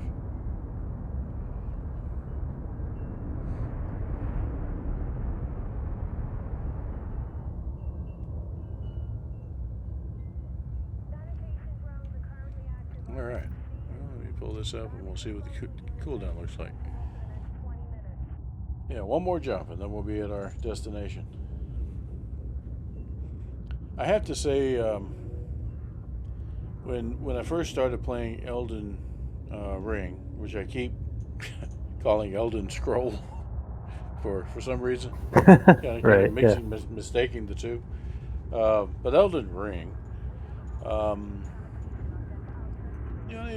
it seemed like an overly difficult. It really wasn't. I didn't like it. I just didn't enjoy it. It was a pretty game, but there are a lot of pretty games, and lots of folks have done well with their world building and screwed up the mechanics. Just made the game to a point that it's just unenjoyable.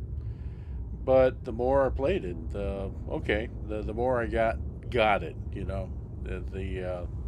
Their method of atmospheric storytelling differs significantly from like a Fallout, because a Fallout, what you do is you walk up and you walk into this ruin and you go up and you find notes or log entries or videos or whatever, right? And that's how you kind of get a sense of the history that happened there. Whereas here you really don't get that. It's much more sparse.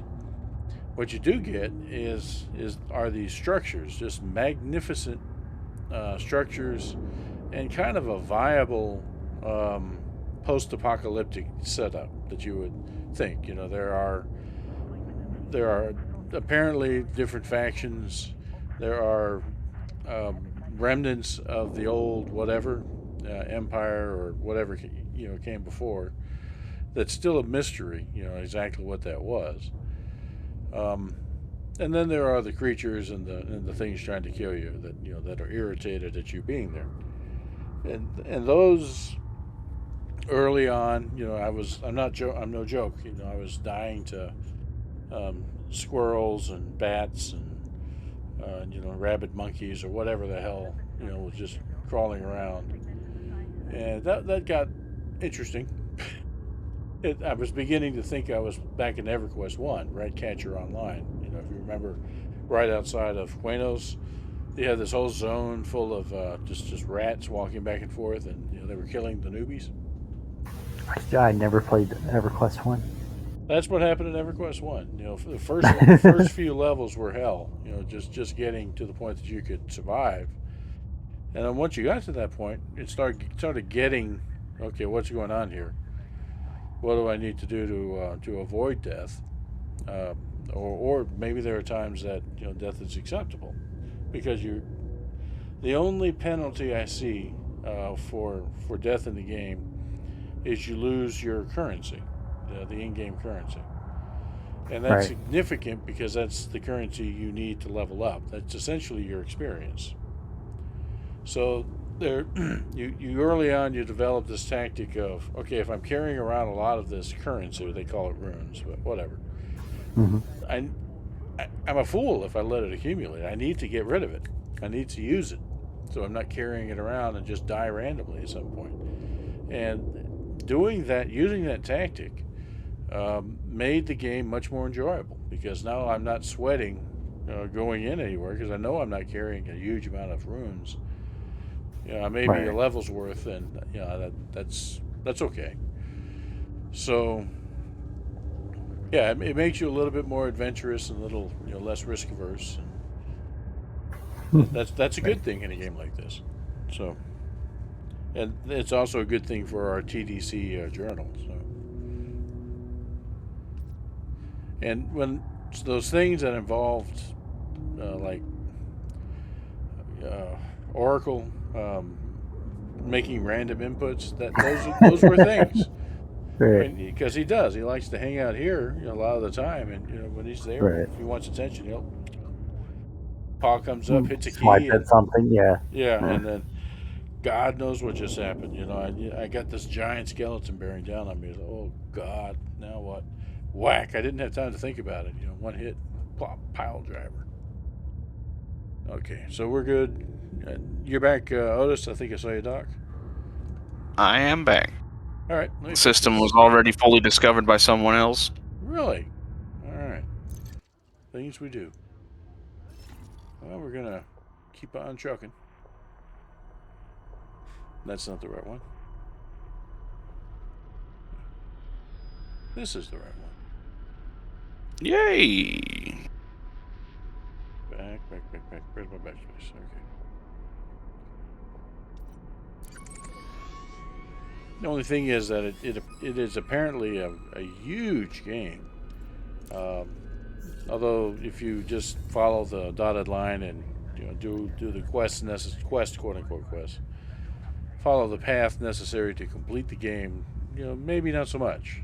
But they've added all this other stuff to the side. There's huge portions of the maps that the dotted line doesn't cover. I'm all for hitting the huge portions of the maps that the dotted line doesn't cover, because that's what interests me. That's kind of like what we're doing here in Elite Dangerous.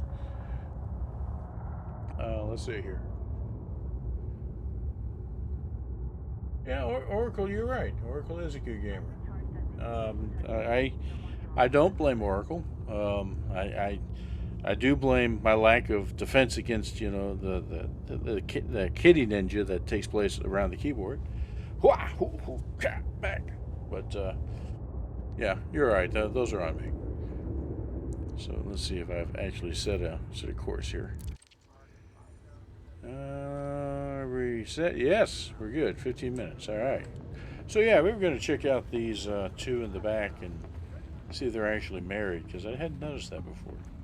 It's not something you ask on unemployment. I was like, "Are you married to him?" No, I don't care. So who was it? It was the pioneer. Pioneer in genomics, whatever. Oh yeah. Gene something or other. Right. Hold on. Yeah. Speaking of Oracle, he's back and he's making kind of nice, rubbing around the legs here. See. Okay, whatever happened before, we're good, right? Yeah, we're good. Vista Genomics. Can I help you? Well, I hate to run, but I'm getting distracted really easy from work, so I like to sleep, so I'm going to head out. Fair enough, man. Yeah, sleep is good. So thanks for popping in, and we'll catch you next. Oh yeah. When you wake up, we will be where you need to be, at least carrier-wise. Right. Yeah. Weapons, I'm upgrades, whatever you actually want, I've got actively it. trying to hire, so hopefully I'll have like a little bit more time at some point to do stuff. But it's not an easy thing. Right. Yeah. No. Finding people that want to work outside in 90-degree weather plus is, yeah. Maybe they are named Cunningham. Yeah, they're both. It's Israel and Anaya Cunningham. So we have a married couple running, two of the shops here. Nice. All right. Have a good night. Hey, take care, man. Later. So let's see here. We're gonna go back up yonder. Here, this way.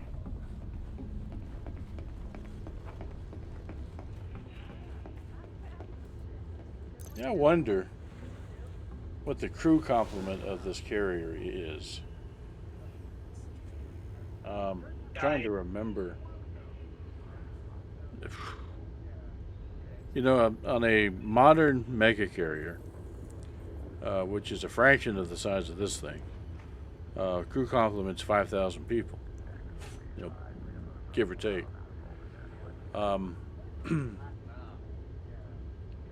This thing, I imagine, probably is about the same, but there's so much of it that's automated that I can see that there's not a 1-to-1 ratio of volume to personnel, right?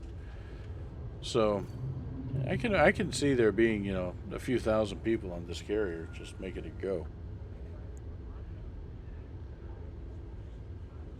which is pretty impressive, right? When you think about it, we got our own little corporation moving around for us.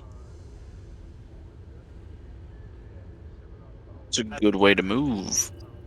Good way to move. Hey, buddy. Hey, what's up, buddy? You good? You happy? Yes, sir. What's up, buddy? What you doing? What you doing? Yeah, he's down on the floor, as I say, kind of checking things out. He might wander back up here. I imagine he went and got a drink of water, nibbled a bit on his kibble.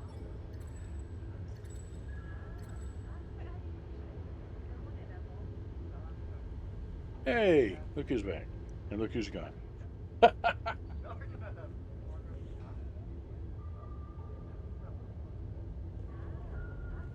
What's up, buddy?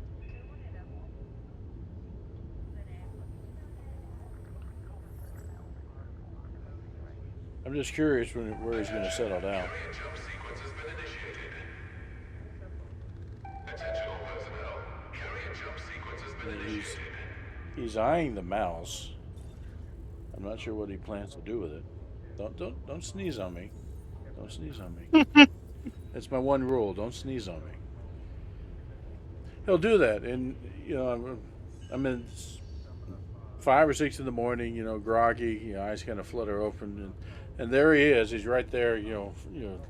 Kind of face to face with me, kind of just staring at me like, I wonder when he's going to move, right?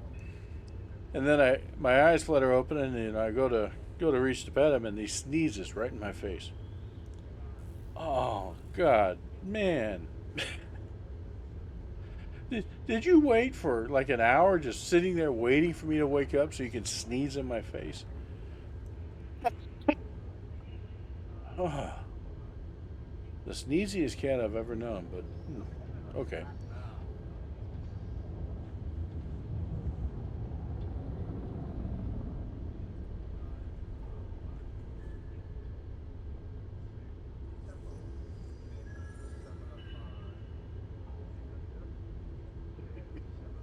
It's okay, bud.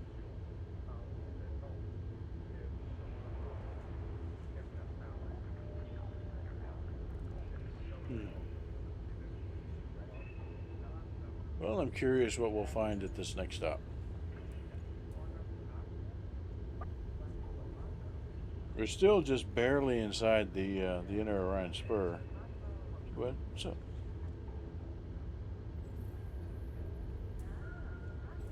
But just, he's decided to kind of curl up over in another spot.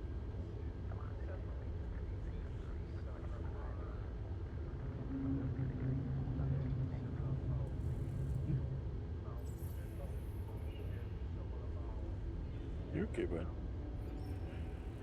It's like all this is brand new. It's like you've been here many times before. It's not. I can't tell you how many nights you curled up and slept right in that spot. It's not as though you've never seen it before. Microphone, you've seen it before.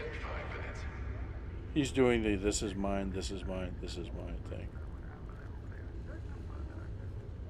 Investigating everything, deciding whether or not it's worthy. That's right. Okay, yeah, he's knocking my radio out of its power cradle. That's a normal thing. He's trying to take down a picture I had on the wall. That's a normal thing too.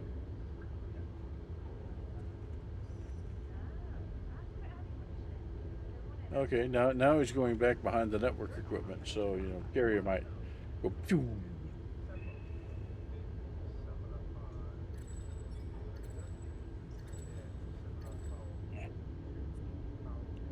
A never-ending source of entertainment, that one. I have just performed measurements and I have discovered that the average soda can is exactly 21 centimeters in diameter. Or not diameter, circumference. I was gonna say, yeah. I could see that, but yeah. 21 centimeters in diameter. It's a keg! Yeah, perfect for our dwarven characters, right? Arr.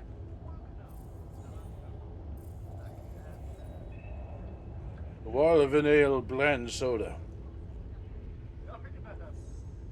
Mm.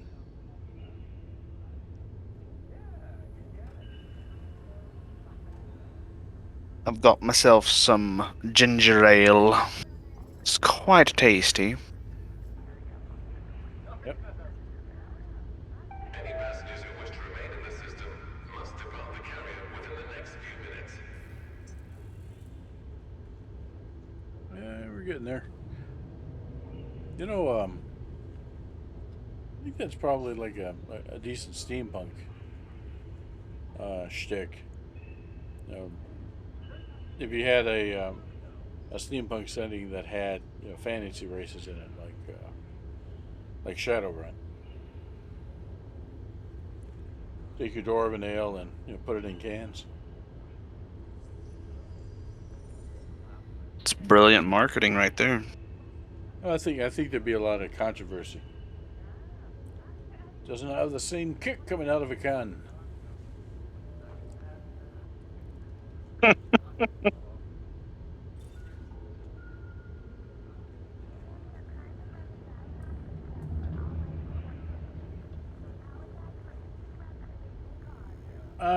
I don't know. And Sarah asked a good question.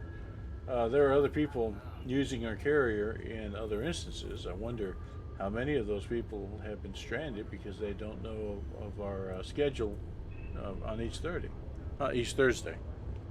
I, I've done a lot to try to advertise that schedule.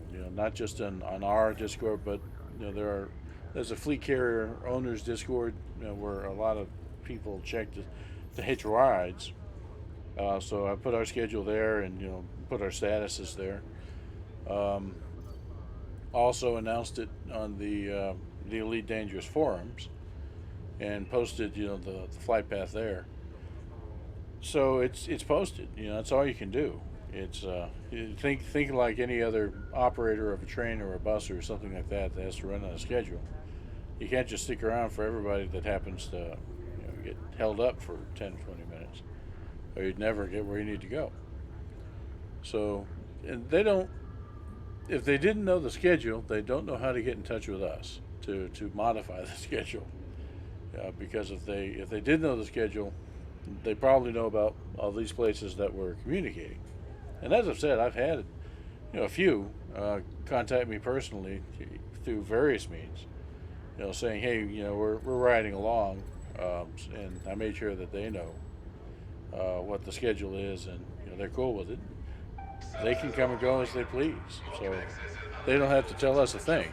The carrier's here for whoever wants to show up, and if for whatever reason somebody decides they'd like to hang out in the place where we stop, that's their business.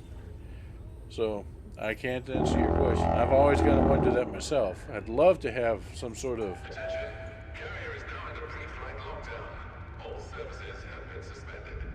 a dashboard that gives you an idea of at least the number of commanders that are riding along. If not their names, maybe that's too much to ask for, but yeah, that would be nice.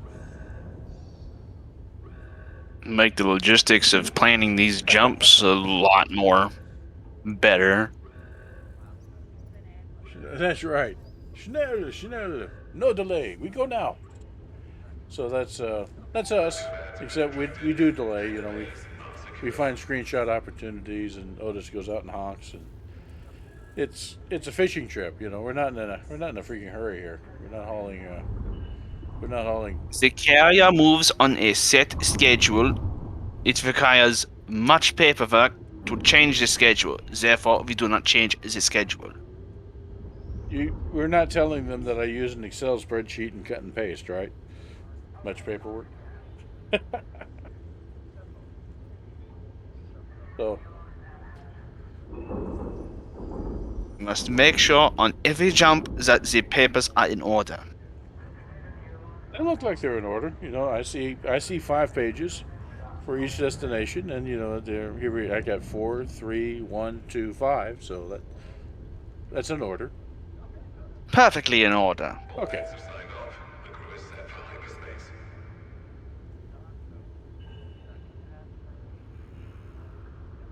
And this will be our last jump of the evening. Our destination system is Drojo. These sector names are an invitation, for verbal butchering. But I call it Drojo. LS-F B16-0. And we're about to find out what's there, which is always the coolest part.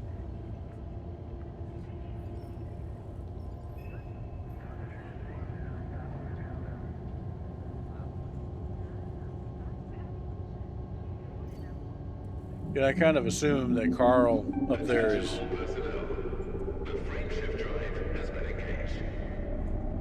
Carl up there is gonna, land us in a safe spot, but it's not necessarily the case.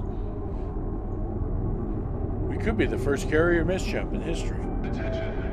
Counting down to jump. 5, 4, 3, 2, 1. And zoom.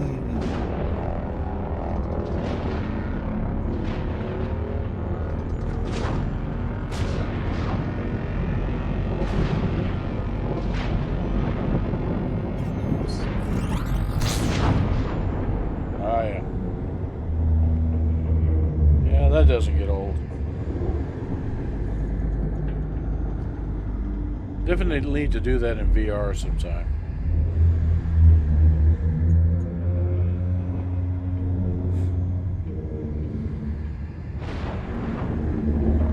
That would be something to see. Well, they actually can't. The ground stuff doesn't do VR. So, yeah. Oh well. Hey. Nice. What do we got? What do we got? Ooh.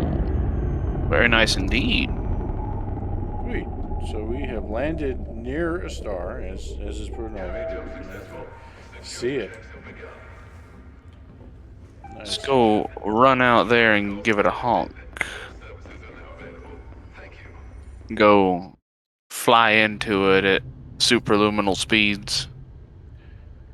That never ends well. So let's take a look around the carrier here. See what our system we're going to be parked in for. Oh, there's a bright kind of string off in the distance that indicates a gas giant or perhaps another star. We got that big, I'm calling that a Class K. It's in front of us.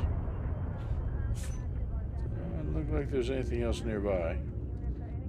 So yeah, there's going to be some other objects.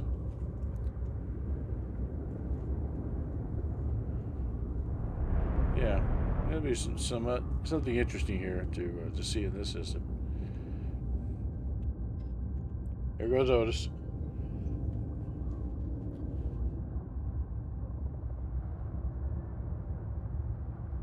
Let's have a look here. Oh, somebody's already been here already too. Really? Yep, lots of landfall planets, but none of them have a recorded first footfall. So somebody passed through. Who hit it with the full spectrum scanner and then moved on? Yeah, probably. Because they're just discovered. They're not mapped or anything. Yep. Hey, buddy. How are you?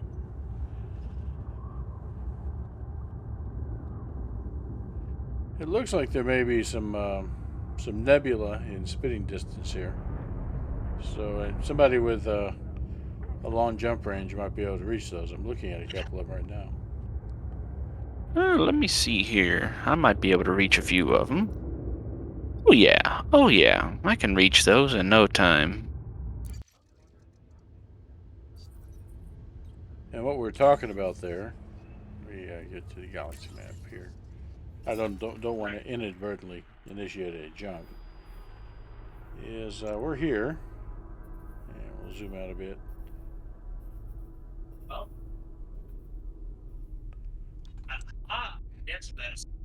those are. We're almost out of the inner Orion Spur. Yeah, over here. I'm not sure you'll actually be able to get to this one, but see how far away it is. Trey KOAA-AH2. Let me set fastest. Recalculate. That's in spitting distance. It's 42 jumps for my Connie, and you have a similar jump range. So, yeah, we got some nebulas that are not far off of the path here. Looks like about, and then another one down here. Yeah, that's ahead of us.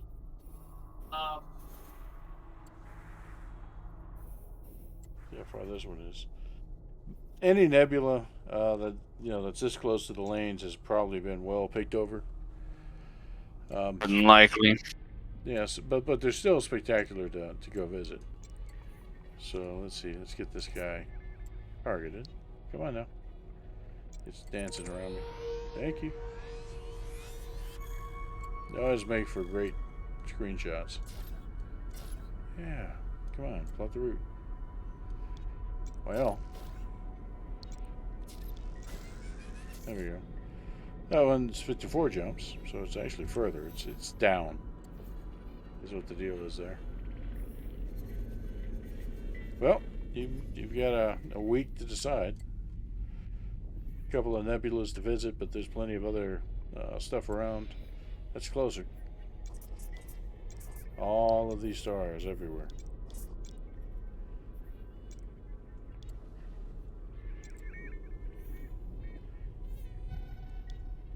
All right, good deal. Definitely gonna be an interesting week.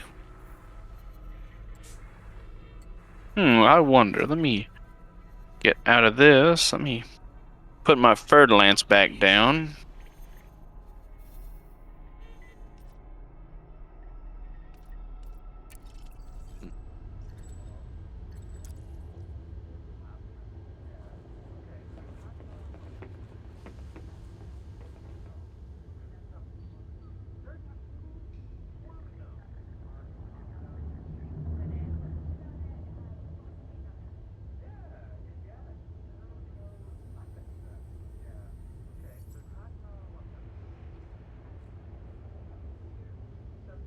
I'm just waiting to catch a shot of you landing and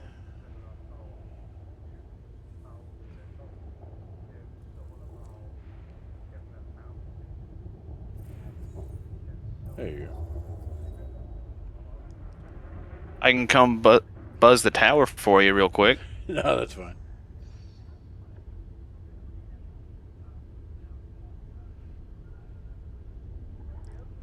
The fer-de-lance has arrived. Let's see, carrier services. Swap over to my DBX and see what all I can jump to that's nearby.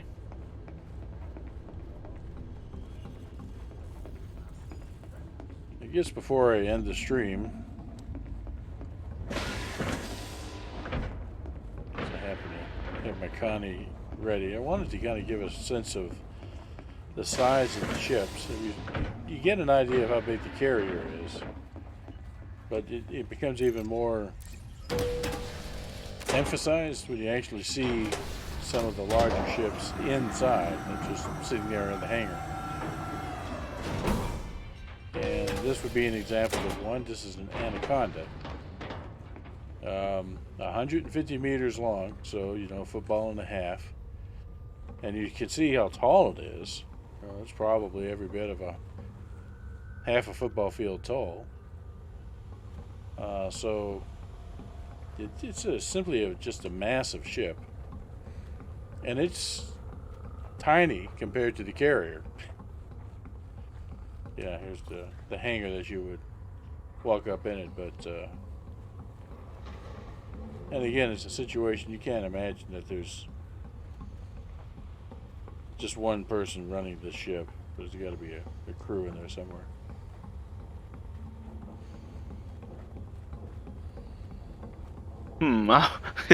I wonder. Oh yeah? Let me just plot a route straight to Colonia from right here with my DBX. We are much closer to Colonia than we were in the bubble. We're 255 jumps. Yeah. Yeah. That's a bit of a sprint there. But where's the fun in going straight there? That's right. That's what I say. We got all this stuff to explore on the way. And if you want to find something new, you've got to go where people haven't been.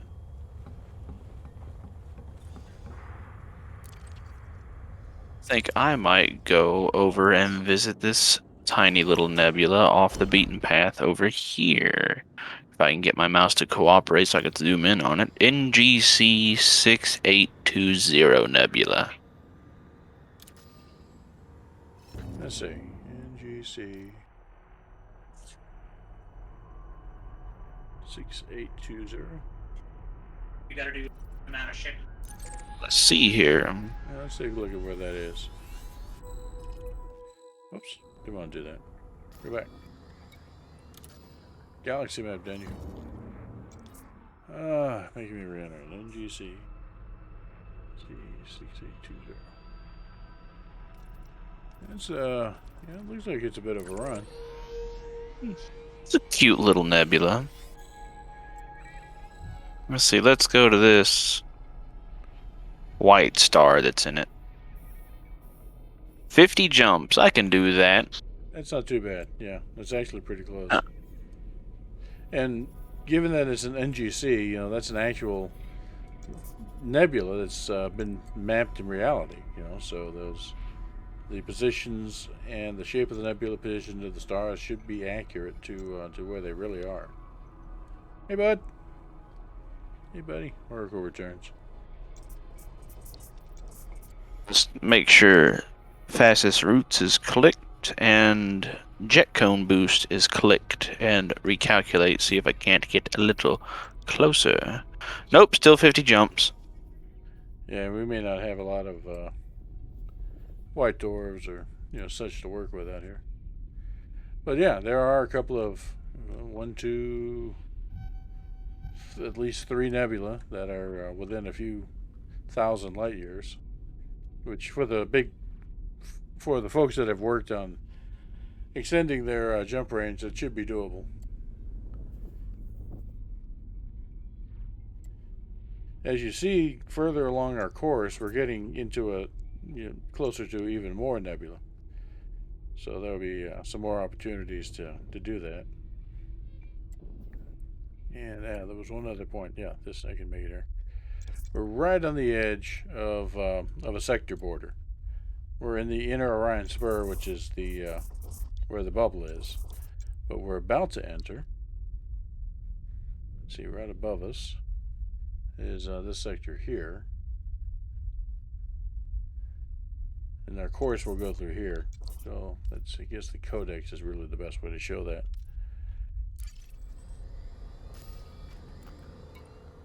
Codex, here's codex. Alright, that's it, perfect. So yeah, this is the inner Scoot of Centaurus arm, which we're right on the border of. And we'll be passing through Temple. The carrier's actual course will go through Temple, but we're close to this other, the Centaurus arm.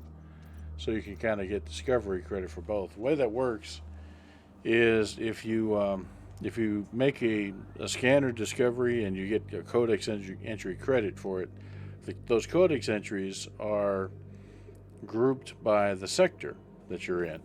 So all the discoveries we've made so far have been grouped into the inner Orion Spur sector, but we're now reaching into other sectors, so you can make those same discoveries that will now give you credit again, because we're now in a different sector of the galaxy.